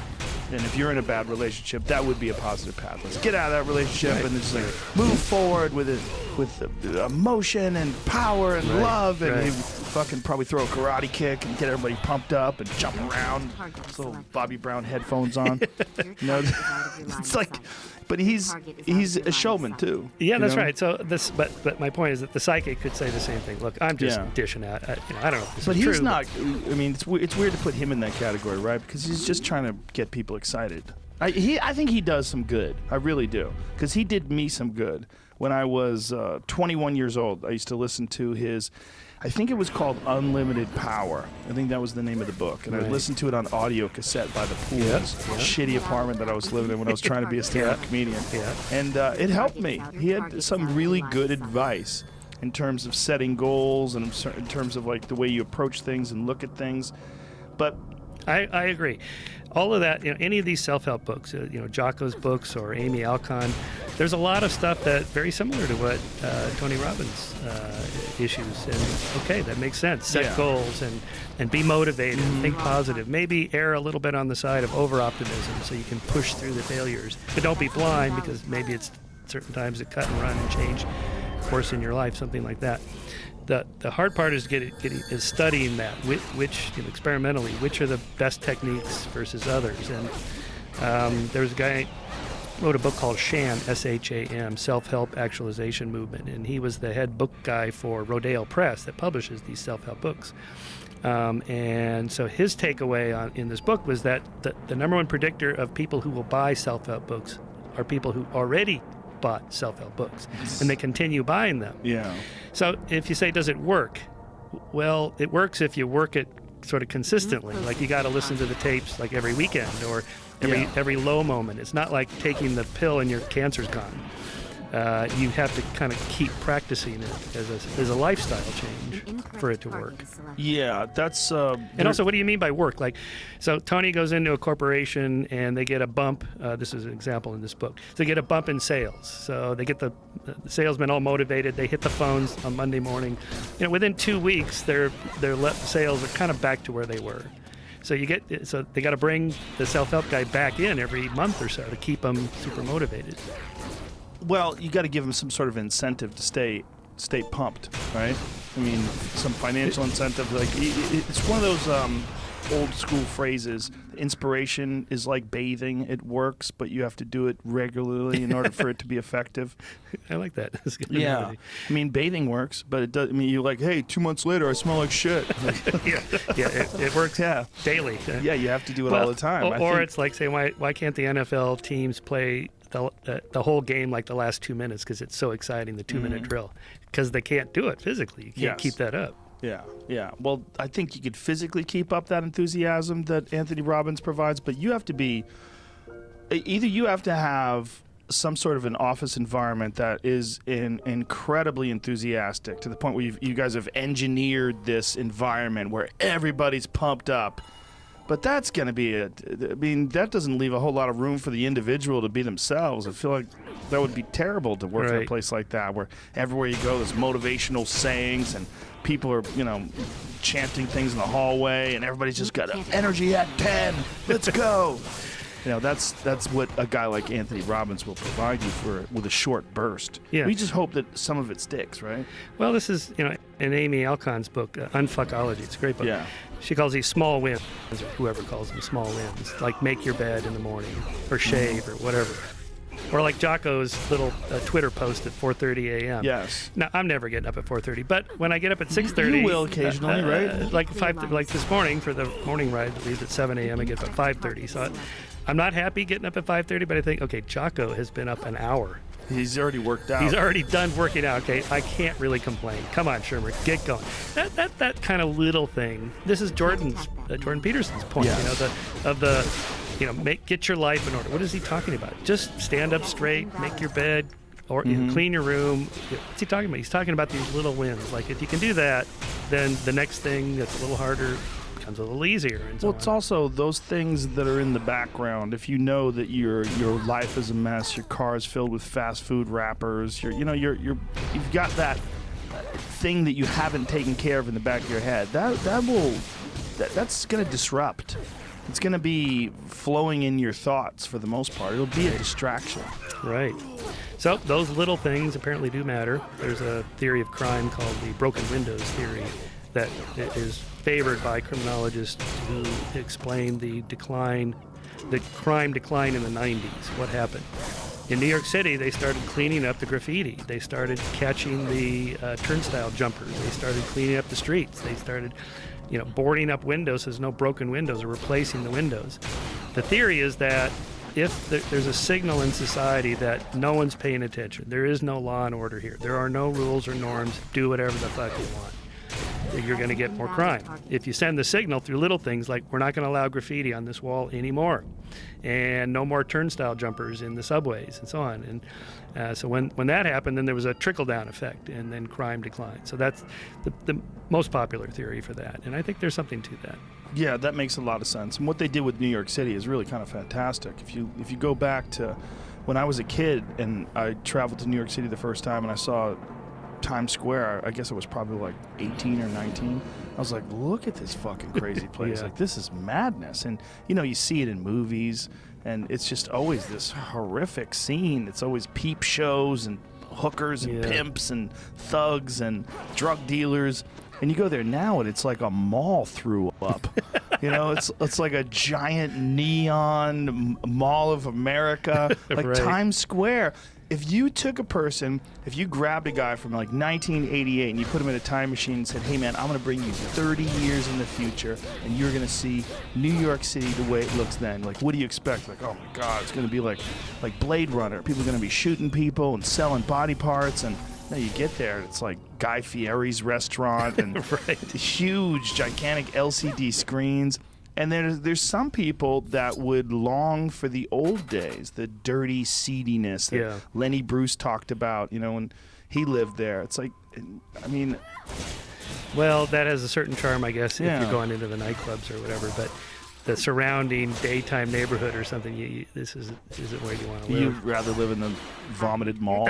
Well, I'm not crazy about that either, but so there's a reason why cities have certain restrictions on those kinds of stores coming in. But in a crappy neighborhood like downtown Old Town Pasadena now is kind of a hep place to go. Yeah. But in the 70s, when I went to the Ice House, back in the day in the 70s, just as a spectator, and but it was terrible down there.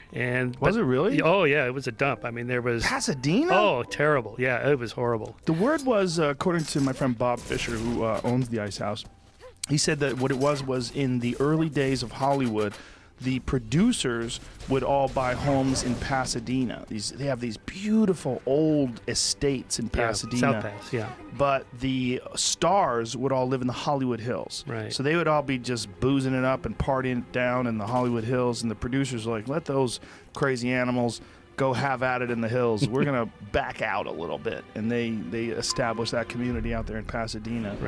Right. So to turn it around, like one of the key things a mall can do is get what they call an anchor store. Someone like a Saks Fifth Avenue, somebody that's really respectable, big. And then you can call the other guy.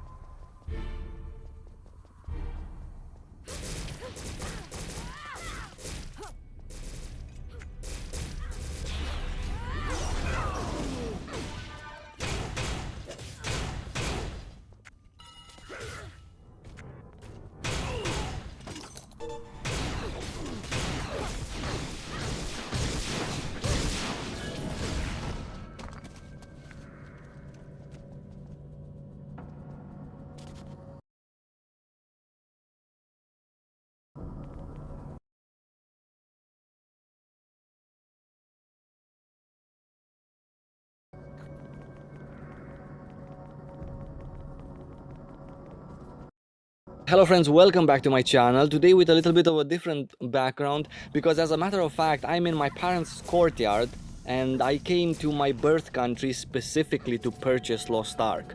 So I'm sorry for any noises that might come about during this video. As many of you know, I live currently in a country in Europe which has no loot box restriction laws or anything like that, but is still region locked from playing Lost Ark. So in my head I want to be as sure as possible that I made a Steam account here, I am a citizen here, I have my own credentials and everything that's needed, documentations, credit cards, etc.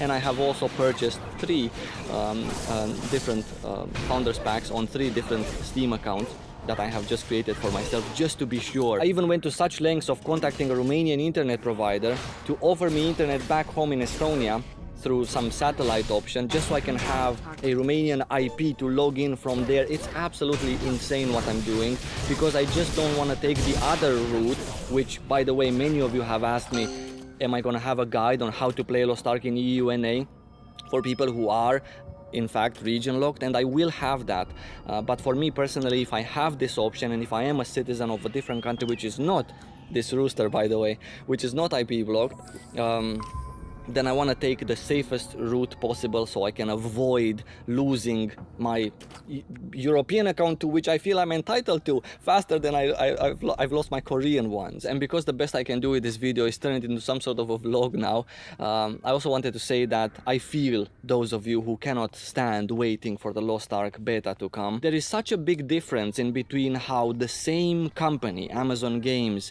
deals with a title that they have in their hands, which is New World, and the title that it appears they don't have in their hands, which is Lost Ark. For me personally, because I've seen already 3 releases of Lost Ark in the past, this one, ours, appears to be off the timing, if I can call it like that. I don't know, I just cannot. I know we're all very excited about this and very hyped, because I personally have been waiting for years. You guys, many of you have been waiting for more than I have, and I know we're happy to get anything at this point, but I cannot just help to feel that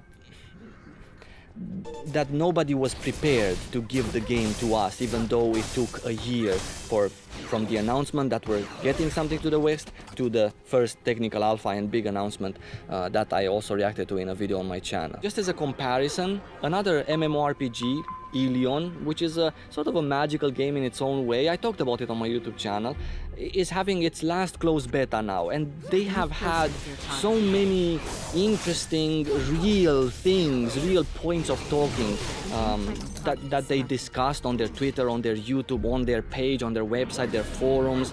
They have so much more, you know, real topics to talk about with their players than Amazon Games does. And this is something for me as a player and as a content creator especially, are things to grab onto and talk about, right? And get the community excited, get the community talking about the game, because quite frankly, Lost Ark is also releasing fall 2021, so that's what, 4 months from now tops, or 3 months tops. It's quite close, that's what I'm trying to say, and we haven't yet talked about the housing system, the sea and water content, some bard memes or some word answer memes, something, you know, something funny, something quirky, something stupid, something interesting, something serious, you know, the cash shop and stuff. I would have wanted to have more bones thrown by Amazon Games to the community, but I just have this feeling that bones cannot be thrown because of some agreements that they have with Smilegate, or because they just simply do not have a single clue what's happening with our Western version of Lost Ark, or what is actually going to happen, because otherwise they would have said something, they would have talked, maybe a little bit of a stream from the community manager or the team at Lost Ark. I don't know who is Lost Ark's game director, where in other MMORPGs, for example, I got to meet him, like, you know, the person who is responsible on this side. I want to see him in a video, you know, get to connect with him, get to feel the vibe at Amazon Games, you know, show the office, some guy translating or doing voiceovers or something nice, but these are all just personal wishes, and you know, I don't want to blame them for anything, because again, I do not know what's behind the scenes, how stressed they are and how much work they have and what they're doing and what they're missing.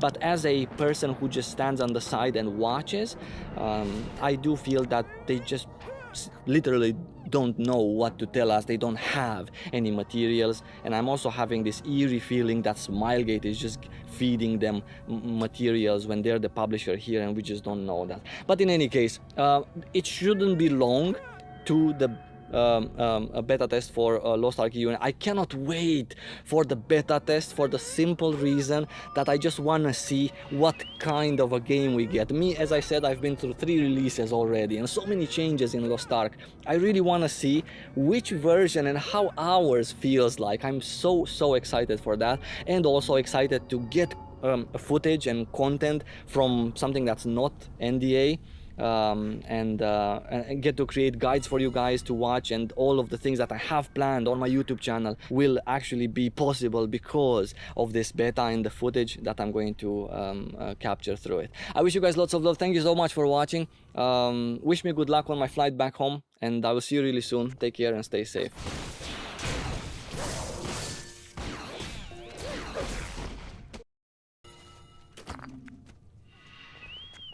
Your target is too far away.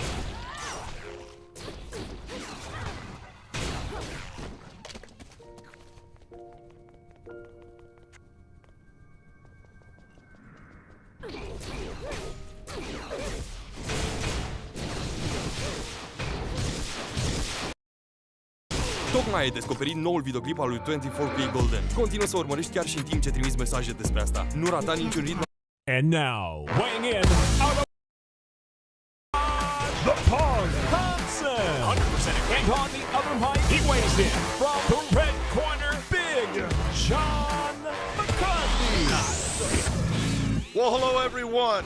Yes, once again we are back. It is Sunday, August 22nd, and we are here for a new edition of the Weighing In podcast. We have a lot to talk about.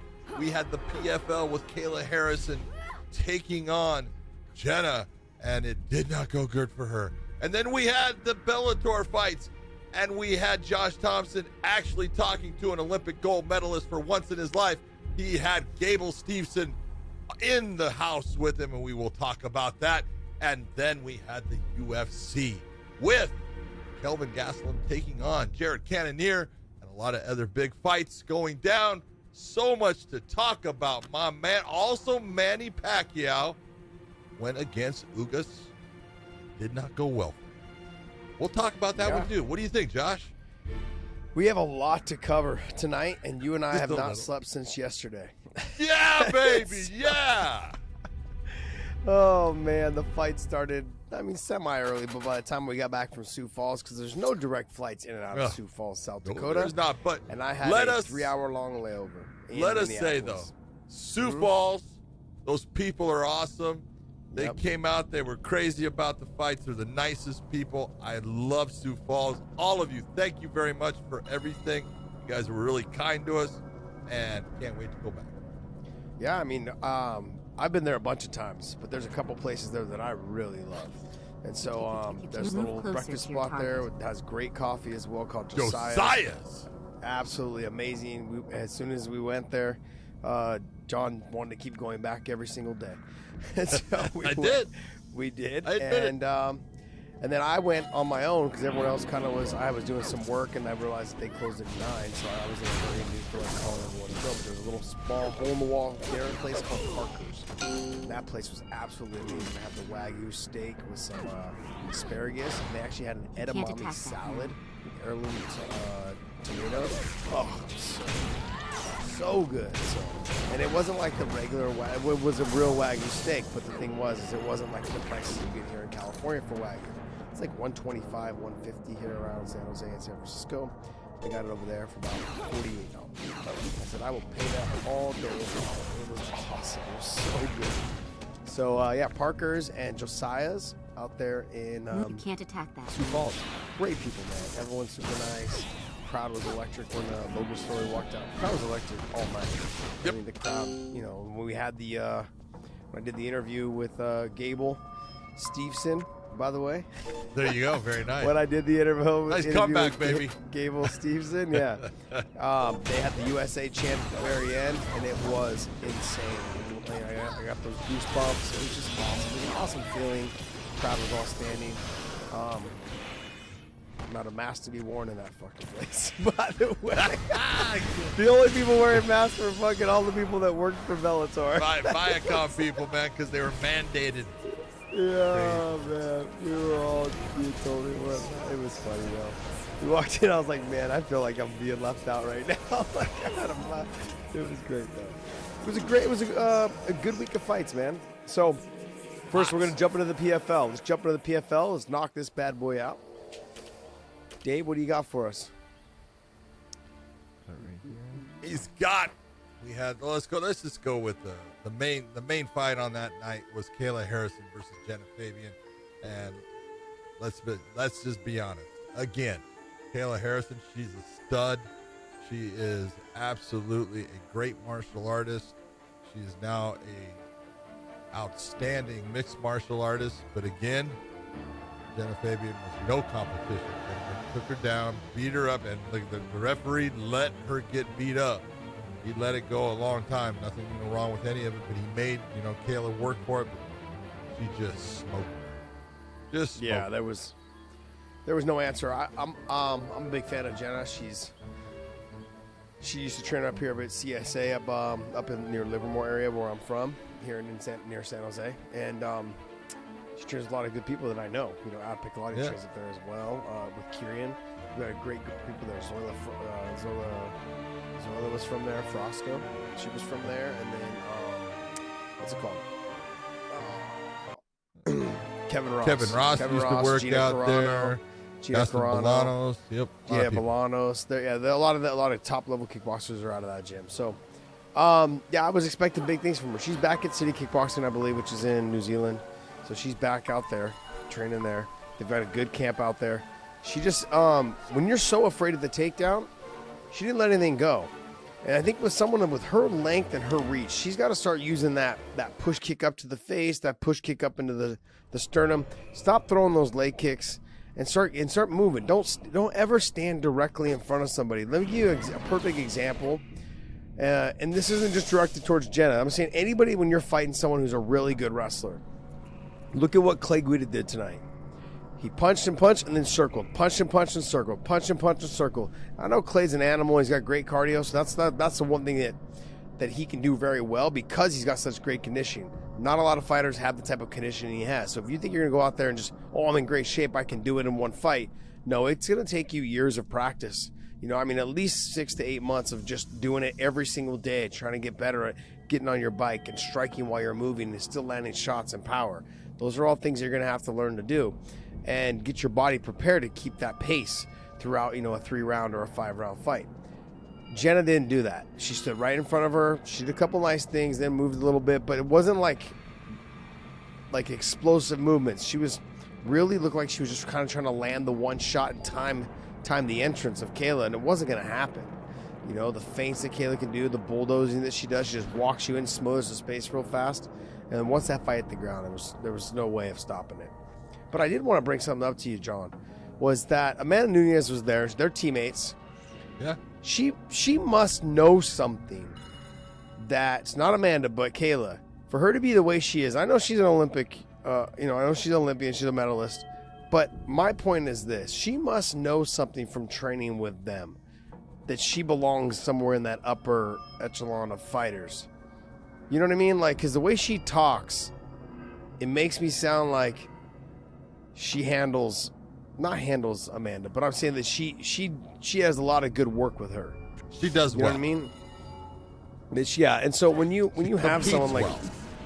Yeah, it competes well, yeah. Now, I know we're talking about practice. I get it. Yeah. I get it. Allen Iverson quote. We're talking about practice. But when it comes down to it, I know in a real fight it's different. But there's got to be something. There's got to be something that somebody knows that just means that she must be doing pretty well with the top level girls out of ATT, and one of them just so happens to be Amanda. And so that says a lot. I'm not saying that she can beat Amanda, and I'm not saying she can beat outside of Amanda. There's just Chris Cyborg, and then the rest of the females in that division at 145 or 155, because Kayla's at 155. It's like a whole nother. My hands aren't even wide enough on this. There's an absolute gap. Yeah, there's a big in the gap level between structure of those couple of fighters and everybody else. Yeah, there is. I would say Holly's probably up there. I'd say Holly. I but know Holly's getting older. But Holly's a bantamweight. She really doesn't want to she's fought fight at 45 though. She's fought at 45. She has. I'm not saying, but she's a bantamweight. Yeah. So and I say the same. I say the same thing about Jermaine Geronimo. She's also a bantamweight, but I think she's fought it. She won the title for 45. Yep. So I would say the same thing. I'd say those 4 girls are kind of that. They're like the top 4 girls in that weight class. Now, Kayla, I think, could slide in there and do very well. Because stylistically, if she was to fight Holly and Jermaine, and she was able to get them to the ground, I think it would probably be finished. You know, with her level of pressure and jiu-jitsu a little bit. She's judo players have normally pretty good jiu-jitsu. Not great, but it's pretty good. But their pressure and their strength are just pretty much unmatched. Judo players are extremely strong. Yeah. Extremely strong. And so like I said, going back to the Amanda Nunes thing, it just had me thinking that there must be something that needs to be said that shows that she's that good. Because I mean, Kayla, for Amanda to show up there and support her and be there for her and all those things, as well as the amount of training they've done together, I think that there's something there. That hey, I respect you a lot because you've helped me so much, or whatever it is. Like you're really damn good. Well, let's look at where the fight did take place at the Seminole Hard Rock, which is down where Amanda lives. That's true. So it's not like she traveled. But from talking with several of the coaches there, Kayla does incredibly well with everybody, and she, in some areas, she's better than everyone, and that's understandable from her background in judo. She's a 2-time Olympic gold medalist, so obviously there's things that she's going to do better than anybody else in there.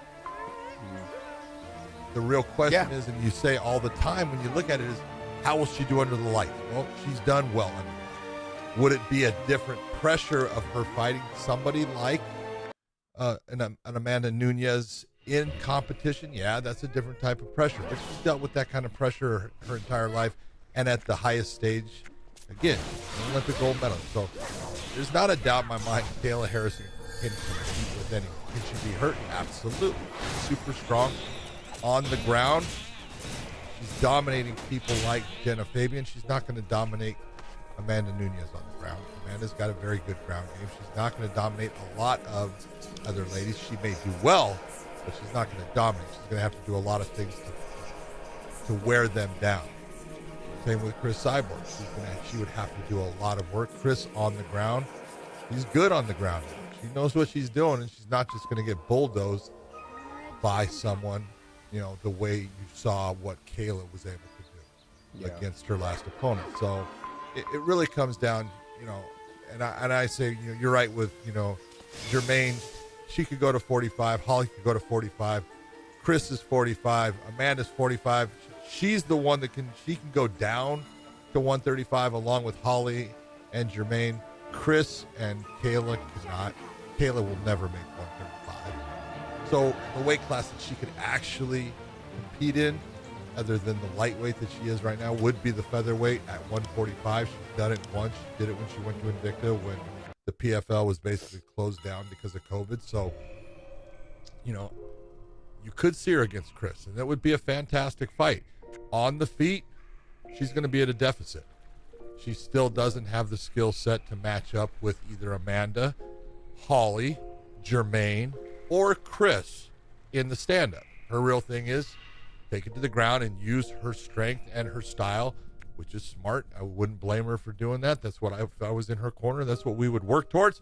But, the real question is, when is that going to occur? Because she is with the PFL. I know she supposedly is out of her contract at the end of this tournament season. We'll see what she decides to do. The whole thing is she's made a lot of money with the PFL. That's really, you're a prize fighter, but I look at her and she's a prize fighter, but she's also a competitor, and she wants to prove that she's one of the best. She wants to prove that she could beat a Chris Cyborg. There's only one way to do that. Chris isn't going to the PFL. Amanda's not going to the PFL. Just being honest. No, I know. I get a little frustrated when you say hey, why doesn't so and so come to the UFC and just fight him here? Why doesn't someone from the UFC come to Bellator and fight them there? Yeah. And it'd be no different than why doesn't someone from Bellator go to the PFL? Sure. Why doesn't someone from PFL? There's a lot to be said about home turf. When you walk into a separate cage, a different feel to it. It's the employees that work for the organization that makes it all feel different. It's a new place. I mean, look at guys that they've fought. All the guys that fought over in Pride. When some of them came over, they didn't have very good first fights. You know, Rampage being one of them. He didn't have a great fight his first fight, you know, in the UFC. It wasn't spectacular. I think he got the win anyways. What, Marvin Eastman? Was it Marvin Eastman? Yeah. Yeah. I mean, but it was, I mean, I think he finished him in the second, but the first round wasn't a great round, you know, and he didn't look great. But so it's just a matter of like, look, it doesn't matter who he fought. He fought a bunch of fucking amazing fighters in Pride. When you get to a new organization, it doesn't matter. It's a feel thing. You gotta feel comfortable in there. You gotta feel comfortable around the people that you're fighting in front of. And the employees, because they're the ones that you see throughout the whole new fight. So that changes the way things work. So that's why I've always wanted that cross promotion to happen, but in the neutral ground kind of thing. Target is selected. So, anyways, but look, overall, good performance by Kayla Harrison. I mean, I love the comments about Izzy couldn't stop my takedowns. That was pretty funny. Yeah, he wouldn't have to. He'd just kick you in the head. like that'd be about it. But he's, you know, he's a big dude. I mean, like in terms of tall, long, and lanky, everyone. Tall, long, and lanky. But I thought that's what Janice should have used. She used that push kick up the middle. She stuck her jab and got on her bike. You know, and flustered her a little bit. Pumping that jab out there, 2-3 jabs in a row, you know, and don't aim for the head, aim for the chest. Just back her up. Boom, boom, back her up, you know, and just get her moving, making her change, making her try to cut the cage off with you, you know, those type of things. Because what happened was you just got taken down and you didn't really even get to get off. At least the other way you would have had opportunity and a chance to land something. So, Capeloza looked against really Jones. good. Told you the guy's got great stamina. I love that guy. I think he's really good. Got good solid hits too. Good takedown defense. Good takedown defense. He throws straight punches. He doesn't waste a lot of motion with anything. He is accurate. I think he's one of the best things they got going. I enjoy watching him. I think he's damn good, and he made Jones look average. Jones is a beast when he's able to get a hold of guys and gets on top. He's kind of like a Derek Lewis. He's a monster on top. And he didn't have a chance. He was getting hit. He didn't like what was happening. He wasn't able to get the takedown. Capeloza just beat him up. So, yeah, great performance by him. Really impressed. Yeah. Jones is explosive, right? He's from he wrestled up in North Idaho. Yep. Used to train with Trevor Prangley. I don't know where he's training at right now, but bottom line is that like you need to always try to improve your craft. And since the first time I've seen him fight, he hasn't gotten any better. You know, maybe his setups on his takedowns have gotten better, but when you get to the higher level guys, it's a lot harder to get in and get those setups going on when you're only throwing 1s and 2 punches to get in. You just throw one big punch every single time, and then kind of like half-heartedly shoot a double leg. When you didn't get it, you got tossed off a little bit. You just say, okay, back to circling, put my back to the fence. But once I know your back is to the fence, I'm not as concerned about you taking me down because I got the whole fence, I got the whole cage to go backwards in. So I'm not concerned about you driving me to the fence and then you being able to lock your hands. You're going to have to drive me all the way across the cage to get me to the fence. So for wrestlers, he's got to be pushing the action, making them make a mistake, turning left and right, cutting the cage off, making him try to fire under pressure. He never did that. I don't think I saw him do that more than once, maybe twice in the whole fight. Can't see your target. Once that happened, once you could see he started getting tired, and it was just all downhill. That's the wrong target. But a great game. Look, Capeloza, he's the real deal. His opponent, I think his opponent's going to be Dalia. I say Dalia. He won in a decision. Yep. Got his hands full. Yes, he does. Dalia looked good. He did. What's that? Goldstoff. Goldstoff. Yeah, Goldstoff. It was a good fight going back and forth. They had some good exchanges. They really did. But Dalia ended up pulling it out. But I mean, it was a good fight back and forth. For bigger guys, they had a pretty fast-paced fight. They did. There was moments where they were kind of hanging out against the fence, but you expect that from bigger guys. But they were letting the leather fly, man. They were getting after it for a while, some good scrambles. So it was a good little fight.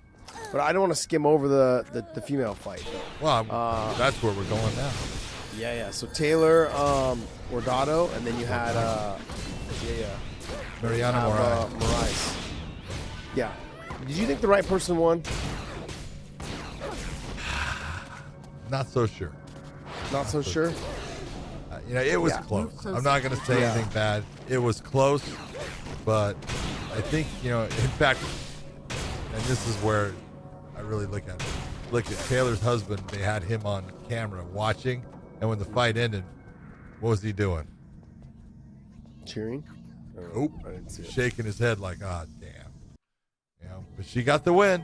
But I thought Mariah won the fight. I really did. Yeah, I was kind of leaning that way as well. It was, yeah. Not that, there was some good things on both sides. Taylor did some good things, but I thought in the end that Mariana ended up landing the heavier shots. Probably did a little bit better, but judges went the other way. So Taylor has got the golden opportunity to be the next opponent for Kayla Harrison, and we'll see if she can stop the takedown and stop the ground and pound. After watching what happened with Mariana Moraes, I don't think that's going to happen. Well, I have a question though. Like, Yeah, does go. the runner-up get $500,000 in? What do No, they get What their do they pay from that's on their That's it? contract. That's it, That's all they baby. get? Yeah, That's it. Other than that, I didn't really get a chance. I wanted to catch the Marina. I can't even say her last name. Mohanakina. Come on, do it again. Mohanakina. Mohanakina. Yeah, you've got to say the T and the K goes together. Mohanakina. Yeah, that's how you say it. So I just say Marina. She ended up with a different opponent, so because she was supposed to fight. I'm trying to remember who she was supposed to. This was a completely different opponent. God, I strive for quality. Switched it out. It all but changed. overall, the main card was pretty good. Dalia and stuff. They had a good fight. Goldstoff was good. I thought Mariah should have won, but hey, we're gonna see what happens in the finals. And then Jamil just didn't show up, man. Wasn't able to get the takedowns. And he showed up. He was going against a guy that's got very sharp technique and hits hard. Yeah. We're just a better all-around fighter. Yep. Joshua, have you heard? Have you seen that civilians are going into outer space? It's been a tough year for everyone. Everyone's trying to leave, Big John. People are looking for an out-of-space experience. Well, I'll tell you what, I recently had an out-of-this-world experience myself. Oh, yeah? What was that? Well, I was getting my orbits pube-free with my man